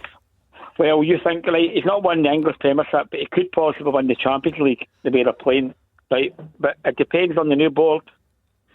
He knows Rangers inside and out. If the new owners approach him with certain whatever money they're going to pay, whatever. If the new owners approach him, he'll hang up. He's just beaten Real Madrid 3-0. Yeah. He's going for the Champions League. He's with a major club in the English Premier League. I'm very sorry. He's on about 20 million a year. Yeah, I'm sorry to disillusion you, but he may have played for Rangers back in the day. He has no more interest in managing Rangers than he does in I don't know what. It's totally out of the question. It's going to be hard, that, Stuart, at the level he's at, the money he's on. Well, look at Jack. He's predicted Rangers could possibly win the UEFA Cup. I know he has, but even at that, I mean, that's fine. The other team that's in there would be, Bodo Glimt are still in there, or whoever. Mikel Arteta wouldn't go to these teams. Mikel Arteta wouldn't even go to Lyon or the other teams that are in the Europa League. So I think they're unconnected. Yeah, Stuart, I'm just, that's not going to happen. You're an Arsenal fan, you would say that. But it's just not. I think a fan of any football club, I think you can find a Tottenham fan that will tell you that's not going to happen. He's not going to leave Arsenal to come to Rangers. I think this is the dangerous misapprehension that Rangers fans, some of them, are going to suffer from. They think that 49ers Enterprises and Andrew Kavanagh are going to come in here and throw hundreds of millions of pounds at Rangers. Legislation will prevent them from breaking financial fair play rules. Point number one. Point number two, they have to sort out Rangers properly as a sustainable business operation. And point number three, no one leaves an Arsenal to go to Rangers in Scotland. It doesn't happen. It doesn't happen. The boys are. Are you sure? Listen, I will do any forfeit you want. I'll join you. There we go. Marvin and I will put our necks in the line here. It's and you even mentioned, Gordon, the salaries these boys are on down there. That's where they'll want to manage. He's managing an absolutely fantastic club with the facilities, the money, the players that he can go out with, the budget he's got. That will never happen on monthly Sundays. Right, we'll need to agree to disagree on that one, Stuart. What are you thinking about tomorrow's game? We'll get beat tomorrow. They'll be too busy concentrating on the game on Thursday. I mean, my heart goes out to them on Thursday. I don't think the referee was up to it.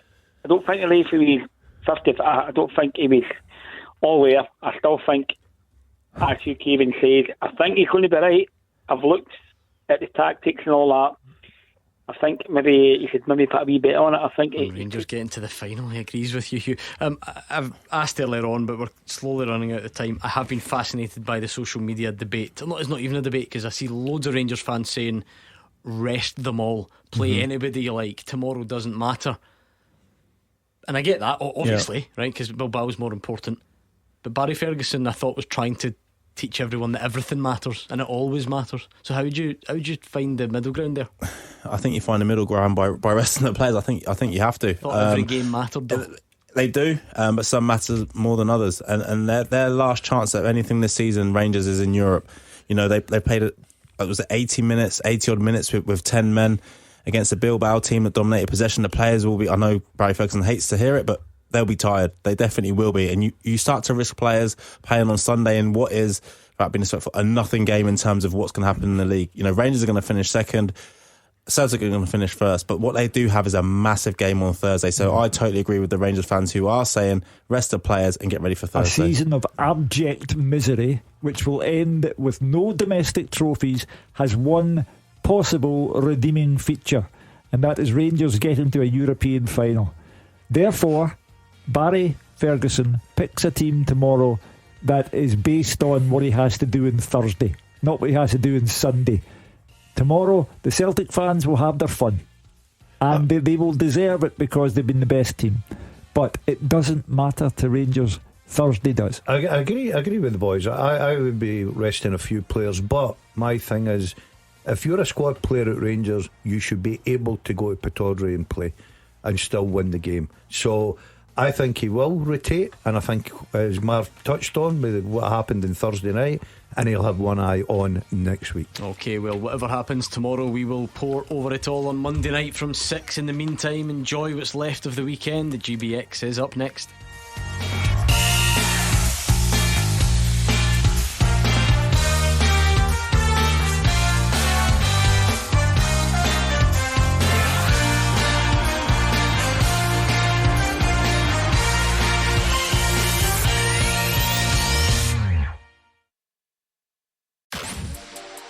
The Clyde One Super Scoreboard Podcast with Trywire.com. Kick high prices to the curb. Drive away with huge savings.